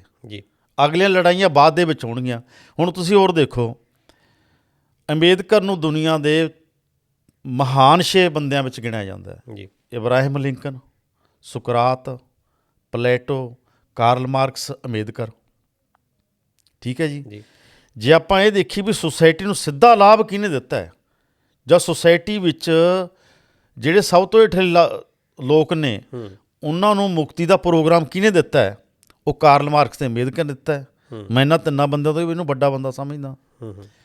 ਕਾਰਲ ਮਾਰਕਸ ਤਾਂ ਕਹਿ ਕੇ ਗਿਆ ਵੀ ਦੁਨੀਆ ਭਰ ਦੇ ਮਿਹਨਤਕਸ਼ ਇੱਕ ਹੋ ਜਾਓ, ਅਤੇ ਸਾਡੇ ਕਾਮਰੇਡਾਂ ਨੂੰ ਇੱਕ ਇੱਕ ਕਰਤਾ, ਵੰਡ ਕੇ ਰੱਖਤਾ ਵੀ 4 ਨੇ 2 ਹੋ ਜਾਓ, ਉਦੋਂ 4 ਹੋ ਜਾਓ, ਫਿਰ 8 ਹੋ ਜਾਓ, ਫਿਰ 16 ਹੋ ਜਾਓ। ਅਸਲ ਦੇ ਵਿੱਚ ਮੈਂ ਸਾਰੀ ਗੱਲਬਾਤ ਦੇ ਪਿੱਛੇ ਇਹ ਸਮਝਦਾ ਵੀ ਜਿਹੜਾ ਮੌਜੂਦਾ ਪੂੰਜੀਵਾਦੀ ਨਿਜ਼ਾਮ ਹੈ, ਇਹਨੇ ਬੰਦੇ ਦੇ ਅੰਦਰ ਜਿਹੜੀ ਇੱਕ ਬੰਦਿਆਈ ਹੈ, ਉਹਦੇ ਅੰਦਰ ਜਿਹੜੀ ਨੈਤਿਕਤਾ ਹੈ, ਸਦਾਚਾਰ ਹੈ, ਉਹ ਖੋਲਿਆ ਜੀ। ਧਰਮ ਵਾਲੇ ਬੰਦੇ ਤੋਂ ਧਰਮ ਖੋਲਿਆ, ਤਾਂ ਹੀ ਸਾਨੂੰ ਧਾਰਮਿਕ ਥਾਵਾਂ ਦੇ ਧਰਮ ਨਹੀਂ ਮਿਲਦਾ ਜੀ। ਕਮਿਊਨਿਸਟਾਂ ਸਾਨੂੰ ਕਮਿਊਨਿਸਟ ਨਹੀਂ ਮਿਲਦਾ, ਦਲਿਤ ਭਾਈਚਾਰੇ ਦੇ ਲੀਡਰ 'ਚ ਸਾਨੂੰ ਮਤਲਬ ਉਸ ਤਰ੍ਹਾਂ ਲੀਡਰ ਨਹੀਂ ਮਿਲਦਾ। ਹੁਣ ਤੁਸੀਂ ਇਹ ਦੇਖੋ ਬਈ ਕਿਸੇ ਵੇਲੇ ਮੰਨੂ ਨੇ ਕਹਿਤਾ ਵੀ ਇੱਥੇ 4 ਵਰਨ ਨੇਗੇ, ਚਲੋ ਉਹਨੇ ਬਣਾਤੇ, ਕੀ ਅਸੀਂ ਮਟਿਆਤੇ ਹੋ? ਅਸੀਂ ਕੀ ਕੀਤਾ? ਅਸੀਂ ਉਸੇ ਤਰ੍ਹਾਂ ਹੀ ਬਰਕਰਾਰ ਰੱਖੇ ਹੋਏ ਨੇ। ਪਹਿਲਾਂ ਉਹ ਸਾਨੂੰ ਅਪਮਾਨਿਤ ਕਰਦੇ ਸੀਗੇ ਵੀ ਜਿਹੜਾ ਦਲਿਤ ਭਾਈਚਾਰਾ ਨੂੰ ਮਤਲਬ ਸੋਸਾਇਟੀ ਤੋਂ ਬਾਹਰ ਕੱਢਤਾ, ਸਦੀਆਂ ਪਰ ਬਾਹਰ ਰੱਖਿਆ। ਹੁਣ ਉਹ ਸਨਮਾਨ ਦੇ ਕੇ ਸਾਨੂੰ ਬਾਹਰ ਕੱਢ ਰਹੇ ਆ ਵੀ 10 ਬੰਦੇ ਉੱਠ ਰਹੇ ਆ, ਉਹਨਾਂ ਨੂੰ ਸਨਮਾਨ ਦਿਓ ਅਤੇ ਇੱਧਰ ਨੂੰ ਕੱਢ ਲਓ। ਤੁਹਾਡੇ ਨਾਲ ਲੱਗਦਾ। ਹਾਂ ਵੀ ਹੁਣ ਉਹ ਇਸ ਤਰ੍ਹਾਂ ਸਾਨੂੰ ਮਾਂਜਾ ਲਾ ਰਹੇ ਆ ਦਲ ਸੋਸਾਇਟੀ। ਇਹਦਾ ਮਤਲਬ ਮਾਰਗਦਰਸ਼ਕ ਤਾਂ ਅੱਜ ਵੀ ਸਾਡਾ ਮਨੂ ਹੀ ਆ, ਉਹੀ ਹੈ ਨਾ ਜਦ ਅਸੀਂ ਫੋਲੋ, ਜੇ ਆਪਾਂ ਗੱਲ ਉਹਨੇ ਰੂਪ ਬਦਲ ਲਿਆ, ਬਸ ਹਾਂਜੀ ਹਾਂ ਰੂਪ ਬਦਲ ਲਿਆ, ਫੋਲੋ ਜਿਹੜਾ ਆਪਾਂ ਕਰ ਰਹੇ ਹਾਂ। ਤੇ ਖੈਰ ਟਾਈਮ ਵੀ ਕਾਫੀ ਹੋ ਗਿਆ, ਚਾਹੁੰਦੇ ਆ ਵੀ ਇੱਦਾਂ ਹੀ ਪ੍ਰੋਗਰਾਮ ਹੋਣ। ਤੇ ਭਿੱਖੀ ਸਾਹਿਬ ਅੱਜ ਕੱਲ੍ਹ ਆਸਟ੍ਰੇਲੀਆ ਦੌਰੇ ਦੇ ਉੱਤੇ ਨੇ, ਤੇ ਆਸਟ੍ਰੇਲੀਆ ਤੁਸੀਂ ਆਏ ਹੋ, ਤੇ ਜਿੱਦਾਂ ਪੰਜਾਬ ਦੇ ਵਿੱਚ ਉੱਥੇ ਇੱਕ ਸੁਪਨਾ ਹੁੰਦਾ ਵੀ ਆਪਾਂ ਬਾਹਰਲੇ ਮੁਲਕਾਂ ਦੇ ਵਿੱਚ ਜਾਣਾ। ਹਾਂਜੀ ਤੁਸੀਂ ਵੀ ਦੇਖਿਆ ਹੋਵੇਗਾ ਫਰਕ ਬਹੁਤ ਹੈਗਾ ਆ। ਤੇ ਜਿੱਦਾਂ ਮੇਰੇ ਇੱਕ ਵਾਰੀ ਦੋਸਤ ਨੇ ਕਿਹਾ ਸੀ ਕਿ ਇੱਧਰਲਾ ਤੇ ਉੱਧਰਲਾ ਫਰਕ ਇਹੀ ਆ ਵੀ ਚੌੜੀਆਂ ਸੜਕਾਂ ਇੱਥੇ। ਪਰ ਤੁਸੀਂ ਕੀ ਸਮਝਦੇ ਹੋਗੇ, ਜਿੱਦਾਂ ਕਾਰਪੋਰੇਟ ਤੁਸੀਂ ਬਾਰ-ਬਾਰ ਗੱਲ ਕੀਤੀ ਆ ਪੂੰਜੀਵਾਦ ਦੀ, ਕਿ ਪੂੰਜੀਵਾਦੀ ਇਹ ਦੇਸ਼ ਮੰਨੇ ਜਾਂਦੇ ਨੇ, ਤੇ ਫਿਰ ਇਹ ਦੇਸ਼ ਜਿਹੜੇ ਇਕੋਨੋਮਿਕਲੀ ਤਾਂ ਤਰੱਕੀ ਦੇ ਵਿੱਚ ਜਾ ਰਹੇ ਆ। ਨਹੀਂ, ਇੱਥੇ ਮੈਂ ਜਦੋਂ ਨਾ ਹੁਣ ਆਇਆ ਨਾ ਤਾਂ ਮੈਨੂੰ ਪਤਾ ਲੱਗਿਆ ਵੀ ਇੱਥੇ ਵੀ ਸਾਰੇ ਲੋਕਾਂ ਦਾ ਜਿਹੜਾ ਜੀਵਨ ਹੈ ਨਾ ਜੀ, ਦੇਖੋ ਇੱਕ ਤਾਂ ਹੁੰਦੇ ਨੇ ਆਰਥਿਕ ਸਮੱਸਿਆਵਾਂ ਜੀ, ਸਰੀਰਕ ਲੋੜਾਂ, ਮੇਰੇ ਤੁਸੀਂ ਵੱਧ ਜਾਣਦੇ ਹੋ ਵੀ ਆਰਥਿਕ ਲੋੜਾਂ ਇਹ ਦੇਸ਼ ਨਹੀਂ ਪੂਰੀਆਂ ਕਰ ਰਿਹਾ ਜੀ। ਫਿਰ ਮੈਨੂੰ ਇਹ ਵੀ ਪਤਾ ਲੱਗਿਆ ਵੀ ਇੱਥੇ ਜਿਹੜੇ ਬੰਦੇ ਥੋੜ੍ਹੇ ਮੋਟੇ ਸੌਖੇ ਹੋ ਗਏ ਉਹਨਾਂ ਦੀਆਂ ਜਿਹੜੀਆਂ ਮਾਨਸਿਕ ਪਰੇਸ਼ਾਨੀਆਂ ਬਹੁਤ ਨੇ ਜੀ। ਇਹ ਤਾਂ ਮੈਡੀਕਲ ਸਹੂਲਤਾਂ ਨਹੀਂ ਹੈਗੀਆਂ, ਹਾਂਜੀ, ਬੰਦਾ ਬੰਦੇ ਤੋਂ ਦੂਰ ਹੈ ਨਾ। ਤੋ ਇਹ ਹਰ ਸੁਸਾਇਟੀ ਦੇ ਵਿੱਚ ਇਹ ਨਾ ਇੱਕ ਲੁਕਿਆ ਹੋਇਆ ਪੱਖ ਹੁੰਦਾ ਵੀ ਸਿਰਫ ਬਾਹਰੋਂ ਦੇਖਦੇ ਹਾਂ। ਜਿਹੜਾ ਇਹਦਾ ਸਿਸਟਮ ਹੈ ਨਾ ਉਹਦੇ ਵਿੱਚ ਸਿਰਫ ਬਾਹਰੋਂ ਦੇਖਣ ਦੀ ਲੋੜ ਨਹੀਂ, ਅੰਦਰੋਂ ਦੇਖੋ ਤੁਸੀਂ ਜੀ। ਅੰਦਰੋਂ ਮਤਲਬ ਕੋਈ ਬੰਦਾ ਸਵੇਰੇ ਡਿਊਟੀ ਕਰ ਰਿਹਾ ਹੈ, ਕੋਈ ਸ਼ਾਮ ਨੂੰ ਡਿਊਟੀ ਕਰ ਰਿਹਾ, ਕੋਈ ਰਾਤ ਨੂੰ ਡਿਊਟੀ ਕਰ ਰਿਹਾ, ਨੀਂਦ ਪੂਰੀ ਨਹੀਂ ਹੋ ਰਹੀ, ਪਰਿਵਾਰਾਂ ਦਾ ਸੁਮੇਲ ਨਹੀਂ ਬਣ ਰਿਹਾ, ਪੇਰੈਂਟਸ ਆਏ ਹੋਏ ਨੇ, ਬੱਚਿਆਂ ਕੋਲੇ ਉਹਨਾਂ ਨਾਲ ਗੱਲਬਾਤ ਕਰਨ ਦਾ ਟਾਈਮ ਨਹੀਂ ਹੈ, ਆਪਦੇ ਪਰਿਵਾਰ ਨਾਲ ਗੱਲਬਾਤ ਕਰਨ ਦਾ ਟਾਈਮ ਨਹੀਂ ਹੈ। ਬੰਦੇ ਤਾਂ ਬੰਦਾ ਦੂਰ ਕਰਤਾ, ਪੈਸਿਆਂ ਦਾ ਬੰਦਾ ਕੀ ਕਰੇਗਾ? ਇਹ ਗੱਲ ਇਹਨੇ ਮਤਲਬ ਨਾ ਇਸ ਸਿਸਟਮ ਨੇ ਸਾਡੀ ਸਹਿਜਤਾ ਖੋਈ ਹੋਈ ਹੈ। ਬਿਲਕੁਲ, ਇਹ ਜ਼ਰੂਰ ਹੈਗਾ ਆ ਜੀ। ਤੇ ਖੈਰ ਇਹਦੇ ਬਾਰੇ ਵੀ ਵਿਚਾਰ ਚਰਚਾ ਜਿਹੜੀ ਆ ਭਿੱਖੀ ਸਾਹਿਬ ਫੇਰ ਆਪਾਂ ਕਿਤੇ ਕਰ ਲਵਾਂਗੇ, ਕਾਫੀ ਲੰਬਾ ਟੌਪਿਕ ਹੈਗਾ। ਤੇ ਆਸ ਇਹੀ ਕਰਦੇ ਹਾਂ ਕਿ ਜਿਹੜੀ ਇਹ ਚੀਜ਼ਾਂ ਦੱਸੀਆਂ ਡਾਕਟਰ ਸਾਹਿਬ ਨੇ ਕਿ ਤੁਸੀਂ, ਇਹ ਜ਼ਰੂਰੀ ਨਹੀਂ ਹੁੰਦਾ ਕਿ ਸਟਾਰਟਿੰਗ ਤੁਹਾਡੀ ਕਿੱਥੋਂ ਹੋਈ ਆ, ਤੁਹਾਡੀ ਐਂਡਿੰਗ ਬਹੁਤ ਵਧੀਆ ਹੋਣੀ ਚਾਹੀਦੀ ਆ। ਤੇ ਡਾਕਟਰ ਸਾਹਿਬ ਉਹਨਾਂ ਨੇ ਕਿਤਾਬਾਂ ਵੀ ਲਿਖੀਆਂ, ਇਹਦੇ ਬਾਰੇ ਵੀ ਗੱਲਬਾਤ ਜਿਹੜੀ ਆ ਕਰਾਂਗੇ। ਥੋੜ੍ਹਾ ਜਿਹਾ ਜਾਂਦੇ ਸਾਡੇ ਦਰਸ਼ਕਾਂ ਨੂੰ ਜ਼ਰੂਰ ਦੱਸ ਦਿਓ ਕਿ ਹੁਣ ਤੱਕ ਕਿੰਨੀਆਂ ਕੁ ਤੁਹਾਡੀਆਂ ਬੁੱਕਸ ਆ ਚੁੱਕੀਆਂ, ਤਾਂ ਕਿ ਜਿਹੜੇ ਸਰੋਤੇ ਆ ਜਾਂ ਸਾਡੇ ਪਾਠਕ ਆ ਉਹ ਜ਼ਰੂਰ ਸਾਡੀ ਲਿਖਤਾਂ ਦੇ ਨਾਲ ਸਾਂਝ ਬਣਾਉਣ। ਉਹ ਇਸ ਤਰ੍ਹਾਂ ਮੇਰੀਆਂ 12-13 ਪੁਸਤਕਾਂ ਹੋ ਚੁੱਕੀਆਂ ਜੀ। 3 ਮੇਰੀਆਂ ਐਡਿਟ ਕੀਤੀਆਂ ਹੋਈਆਂ ਨੇ। ਚੋਣਵੀਆਂ ਕਹਾਣੀਆਂ ਗੁਰਚਰਨ ਚਾਲ ਭਿੱਖੀ, ਖੁਸ਼ਕ ਨਦੀਆਂ ਦੇ ਪਾਣੀ ਕਹਾਣੀ ਸੰਗ੍ਰਹਿ ਉਹ ਵੀ ਐਡਿਟ ਕੀਤਾ ਹੋਇਆ। ਇੱਕ ਗੁਰਚਰਨ ਚਾਲ ਭਿੱਖੀ ਦਾ ਰਚਨਾਤਮਕ ਉਹ ਕੀਤਾ ਹੋਇਆ। ਇੱਕ ਮੇਰਾ ਥੀਸਸ ਹੈ। ਅਤੇ ਇਸ ਤੋਂ ਬਿਨਾਂ ਜਦੋਂ ਮੈਂ PhD ਕਰ ਲਈ, PhD ਲਈ ਮੈਨੂੰ ਕਾਫੀ ਪੁਸਤਕਾਂ 'ਤੇ ਵੱਲੋਂ ਜਿਹੜੇ ਸੀ ਖੋਜ ਪੇਪਰ ਲਿਖਣੇ ਪਏ। ਉਹ 'ਚ ਅਜੋਕਾ ਪੰਜਾਬੀ ਸਾਹਿਤ ਪਾਠ ਮੂਲਕ ਅਧਿਐਨ, ਅਜੋਕੀ ਪੰਜਾਬੀ ਕਵਿਤਾ ਪਾਠ ਅਤੇ ਪ੍ਰਸੰਗ, ਫਿਰ ਸੀਗਾ ਸੰਘਰਸ਼ ਅਤੇ ਚੇਤਨਾ। ਇੱਕ ਤੁਹਾਨੂੰ ਮੈਂ ਹੋਰ ਦੱਸਦਾ ਪੱਤੇ ਦੀ ਗੱਲ ਜੀ, ਮੈਂ ਟ੍ਰੇਡ ਯੂਨੀਅਨ 'ਚ ਕੰਮ ਕੀਤਾ ਹੈਗਾ ਜੀ, ਅਤੇ ਮੈਂ 18 ਵਿੱਚ ਰਿਟਾਇਰ ਹੋਣਾ ਸੀਗਾ। ਉਹ ਸਮਾਜੀ ਸੰਘਰਸ਼ ਅਤੇ ਸੰਸਾਰੀਕਰਨ ਮੇਰੀ ਕਿਤਾਬ ਸੀਗੀ, ਉਹਦੇ 'ਚ ਮੈਂ 12-13 ਆਰਟੀਕਲ ਟ੍ਰੇਡ ਯੂਨੀਅਨਾਂ ਬਾਰੇ ਲਿਖੇ ਹੋਏ ਆ। ਅੱਛਾ ਜੀ। ਵੀ ਟ੍ਰੇਡ ਯੂਨੀਅਨਾਂ ਦੀ ਕਾਰਜਗੁਜ਼ਾਰੀ ਕਿੱਥੇ ਜਿਹੜੀ ਹੈਗੀ ਹੈ ਉਹ ਮਾੜੀ ਹੈ, ਕਿੱਥੇ ਗਲਤ ਹੈ, ਕਿਹੜੇ ਕਾਰਨ ਜਿਹਦੇ ਕਰਕੇ ਸਾਡੇ ਟ੍ਰੇਡ ਯੂਨੀਅਨਾਂ ਵਿਕਾਸ ਨਹੀਂ ਕਰ ਰਹੀਆਂ, ਅੱਗੇ ਨਹੀਂ ਵੱਧ ਰਹੀਆਂ। ਉਹ ਫਿਰ ਮੈਂ ਉਦੋਂ ਉਹ ਕਿਤਾਬ ਜਿਹੜੀ ਸੀਗੀ ਦਿੱਤੀ। ਇੱਕ ਸੀਗਾ ਮੇਰੀ ਕਿਤਾਬ ਪਿੱਛੇ ਜਦੋਂ ਕਵਿਤਾਵਾਂ, ਇੱਕ ਵਿਦਰੋਣੀ ਆਈ ਹੈ, ਇੱਕ ਕਸਕ ਆਈ ਹੈ, ਅਤੇ 2-3 ਪੁਸਤਕਾਂ ਮੇਰੀਆਂ ਨੇ ਰੇਖਾ ਚਿੱਤਰਾਂ ਦੀਆਂ, ਜਿਹੜੇ ਬੰਦੇ ਮੈਨੂੰ ਅੱਛੇ ਲੱਗੇ, ਸਮਾਜ ਲਈ ਅੱਛੀ ਕੰਟਰੀਬਿਊਸ਼ਨ ਹੈ। ਉੱਦਾਂ ਰੇਖਾ ਚਿੱਤਰਾਂ ਦੀ ਕਿਤਾਬ ਹੈ, ਮੁਹੱਬਤ ਦੇ ਦਸਤਾਵੇਜ਼, ਮੁਹੱਬਤ ਦੇ ਸਰਨਾਮੇ। ਅਤੇ ਇਸ ਤਰ੍ਹਾਂ ਕਰਕੇ ਮਤਲਬ ਮੈਂ ਤੁਹਾਡੇ ਵਰਗੇ ਦੋਸਤਾਂ ਦੀ ਮਹਿਫਿਲ ਦੇ ਵਿੱਚ ਰਹਿ ਕੇ ਕੁਛ ਨਾ ਕੁਛ ਕਰਦਾ ਰਹਿਣਾ ਜੀ। ਸਾਡੇ ਤੋਂ ਬਹੁਤ ਕੁਝ ਸਿੱਖਣ ਨੂੰ ਮਿਲਿਆ, ਅਤੇ ਦੋਸਤੋ ਆਸ ਕਰਦੇ ਹਾਂ ਕਿ ਤੁਹਾਨੂੰ ਵੀ ਬਹੁਤ ਕੁਝ ਸਿੱਖਣ ਨੂੰ ਮਿਲੇਗਾ। ਅਤੇ ਇਹ ਖੁਸ਼ੀ ਵਾਲੀ ਗੱਲ ਹੈ ਕਿ ਡਾਕਟਰ ਸਾਹਿਬ 1.5 ਸਾਲ ਬਾਅਦ ਇੱਥੇ ਗੇੜਾ ਮਾਰਦੇ ਰਹਿੰਦੇ ਆਸਟ੍ਰੇਲੀਆ ਦੇ ਵਿੱਚ। ਇਹਨਾਂ ਨਾਲ ਮਿਲਣੀ ਪਹਿਲੀ ਵਾਰ ਹੋਈ ਆ, ਪਰ ਕੁਛ ਲੋਕ ਹੁੰਦੇ ਨੇ, ਚਾਹਤ ਬਣਦੀ ਆ ਕਿ ਉਹਨਾਂ ਨੂੰ ਵਾਰ-ਵਾਰ ਮਿਲੀਏ, ਕਿਉਂਕਿ ਕਾਰਨ ਇਹ ਹੁੰਦਾ ਕਿ ਆਪਣੇ ਗਿਆਨ ਦੇ ਵਿੱਚ ਵਾਧਾ ਕਰੀਏ। ਇਹ ਵੀ ਦੇਖੋ ਇੱਕ ਵਧੀਆ ਗੱਲ ਆ ਕਿ ਤੁਸੀਂ ਕਿੰਨੀ ਮਿਹਨਤ ਦੇ ਨਾਲ ਜਿਹੜਾ ਗਿਆਨ ਇਹ ਇਕੱਠਾ ਕੀਤਾ, ਤੁਸੀਂ ਦੱਸਿਆ ਵੀ ਬਹੁਤ ਇੱਕ ਵੱਡੀ ਤਪੱਸਿਆ ਤੁਹਾਡੀ ਰਹੀ ਆ, ਸੰਘਰਸ਼ਮਈ ਜੀਵਨ ਰਿਹਾ, ਅਤੇ ਅਸੀਂ ਮੁਫਤ ਵਿੱਚ ਤੁਹਾਡੇ ਤੋਂ ਗੱਲਾਂ ਪ੍ਰਾਪਤ ਕਰ ਲਈਆਂ, ਅਤੇ ਇਹ ਤੁਹਾਡਾ ਵਡੱਪਨ ਆ, ਅਤੇ ਧੰਨਵਾਦ ਵੀ ਕਰਦੇ। ਨਹੀਂ, ਤੁਹਾਡਾ ਬਹੁਤ ਵੱਡਾ ਵਡੱਪਨ ਹੈ ਵੀ ਤੁਸੀਂ ਮਤਲਬ ਮੈਨੂੰ ਉੱਥੋਂ ਬੁਲਾਇਆ ਹੈਗਾ ਅਤੇ ਗੱਲਬਾਤ ਕੀਤੀ ਹੈ। ਅਤੇ ਅੱਜ ਕੱਲ੍ਹ ਜਿਹੜਾ ਸਭ ਤੋਂ ਵੱਡੀ ਜਿਹਨੂੰ ਆਪਾਂ ਕਹਿੰਦੇ ਹਾਂ ਮੰਦਭਾਗਾ ਵਰਤਾਰਾ ਇਹੀ ਹੈ ਵੀ ਸੰਵਾਦ ਖਤਮ ਹੋ ਗਿਆ ਸਾਡੇ 'ਚ। ਪਰਿਵਾਰਾਂ 'ਚ ਸੰਵਾਦ ਨਹੀਂ ਹੈਗਾ, ਵਿਚਾਰਾਂ 'ਚ ਸੰਵਾਦ ਨਹੀਂ ਹੈਗਾ, ਸੰਸਥਾਵਾਂ 'ਚ ਸੰਵਾਦ ਨਹੀਂ ਹੈਗਾ। ਠੀਕ ਹੈ। ਸੋ ਸਾਡੀ ਜਿਹੜੀ ਵੇਦਾਂ ਤੋਂ ਲੈ ਕੇ ਗੁਰਬਾਣੀ ਤੱਕ ਇਹ ਕਹਿੰਦੇ ਹੈ ਵੀ ਸਾਡਾ ਸੰਵਾਦ ਬਣਨਾ ਚਾਹੀਦਾ। ਜਬ ਲਗ ਦੁਨੀਆ ਰਹੀਏ ਨਾਨਕ ਕਿਛ ਸੁਣੀਏ ਕੁਛ ਕਹੀਏ। ਬਿਲਕੁਲ ਜੀ। ਤੇ ਇਹ ਸੰਵਾਦ ਦੋਸਤੋ ਇੱਥੇ ਆਸਟ੍ਰੇਲੀਆ ਵਿੱਚ ਵੀ ਤੁਸੀਂ ਅਕਸਰ ਹੀ ਇਹ ਸ਼ਬਦ ਸੁਣਿਆ ਹੋਊਗਾ ਵੀ ਕਮਿਊਨੀਕੇਸ਼ਨ ਨਹੀਂ ਹੋ ਰਹੀ ਸਾਡੀ। ਬਹੁਤ ਸਾਰੀਆਂ ਜਿਹੜੀਆਂ ਸਮੱਸਿਆਵਾਂ ਦਾ ਕਾਰਨ ਇਹੀ ਹੈ ਕਿ ਸਾਡੀ ਕਮਿਊਨੀਕੇਸ਼ਨ ਹੋ ਨਹੀਂ ਰਹੀ। ਤੇ ਖੈਰ ਡਾਕਟਰ ਸਾਹਿਬ ਤੁਹਾਡਾ ਬਹੁਤ ਬਹੁਤ ਧੰਨਵਾਦ। ਬਹੁਤ ਬਹੁਤ ਧੰਨਵਾਦ ਜੀ ਤੁਹਾਡਾ ਵੀ ਔਰ ਤੁਹਾਡੇ ਦਰਸ਼ਕਾਂ ਦਾ ਵੀ ਬਾਰ-ਬਾਰ ਧੰਨਵਾਦ ਜੀ। ਤੇ ਦੋਸਤੋ ਇਹ ਸਨ ਡਾਕਟਰ ਲక్ష్ਮੀ ਨਾਰਾਇਣ ਭਿੱਖੀ ਜੀ ਅਤੇ ਉਹਨਾਂ ਦੇ ਜੀਵਨ ਬਾਰੇ ਇੱਕ ਸੰਖੇਪ ਜੀ ਆਪਾਂ ਝਾਤ ਮਾਰੀ ਆ ਅਤੇ ਕਾਫੀ ਕੁਛ ਇਹਨਾਂ ਦੇ ਕੋਲੋਂ ਸਿੱਖ ਸਕਦੇ ਹਾਂ ਆਪਾਂ। ਇਹਨਾਂ ਦੀ ਰਚਨਾਵਾਂ ਜਿਹੜੀਆਂ ਹੈਗੀਆਂ, ਇਹਨਾਂ ਦੀਆਂ ਕਿਤਾਬਾਂ ਜਿਹੜੀਆਂ ਹੈਗੀਆਂ ਉਹਨਾਂ ਦੇ ਜ਼ਰੀਏ। ਅਤੇ ਆਸ ਕਰਦੇ ਹਾਂ ਕਿ ਤੁਸੀਂ ਜਿਹੜੇ ਬਹੁਤ ਇਹ ਇਨਫੋਰਮੇਸ਼ਨ ਭਰਪੂਰ ਜਿਹੜਾ ਇਹ ਪ੍ਰੋਗਰਾਮ ਸੀ ਤੁਸੀਂ ਇਹ ਸੁਣੀਆਂ ਹੋਣਗੀਆਂ ਗੱਲਾਂ ਬਾਤਾਂ। ਅਤੇ ਜੇ ਤੁਹਾਨੂੰ ਚੰਗਾ ਲੱਗਾ ਤਾਂ ਤੁਸੀਂ ਸਾਨੂੰ ਮੈਸੇਜ ਜ਼ਰੂਰ ਕਰ ਸਕਦੇ ਹੋ। ਕੋਈ ਸਵਾਲ ਹੋਵੇ ਤਾਂ ਜ਼ਰੂਰ ਤੁਸੀਂ ਇੰਡੋਸ TV ਦੇ ਮਾਧਿਅਮ ਰਾਹੀਂ ਸਾਡੇ ਨਾਲ ਜੁੜ ਸਕਦੇ ਹੋ। ਅਤੇ ਅੱਗੇ ਤੋਂ ਵੀ ਇਹ ਆਉਂਦੇ ਰਹਿਣਗੇ ਅਤੇ ਫਿਰ ਤੁਹਾਡੇ ਜਿਹੜੇ ਸਵਾਲ ਆ ਆਪਾਂ ਜ਼ਰੂਰ ਸ਼ੇਅਰ ਕਰਾਂਗੇ। ਅਤੇ ਉਦੋਂ ਤੱਕ ਆਪਣਾ ਖਿਆਲ ਰੱਖਿਓ ਅਤੇ ਸਤਿ ਸ਼੍ਰੀ ਅਕਾਲ। ਰੱਬ ਰੱਖਾ। ਸਤਿ ਸ਼੍ਰੀ ਅਕਾਲ।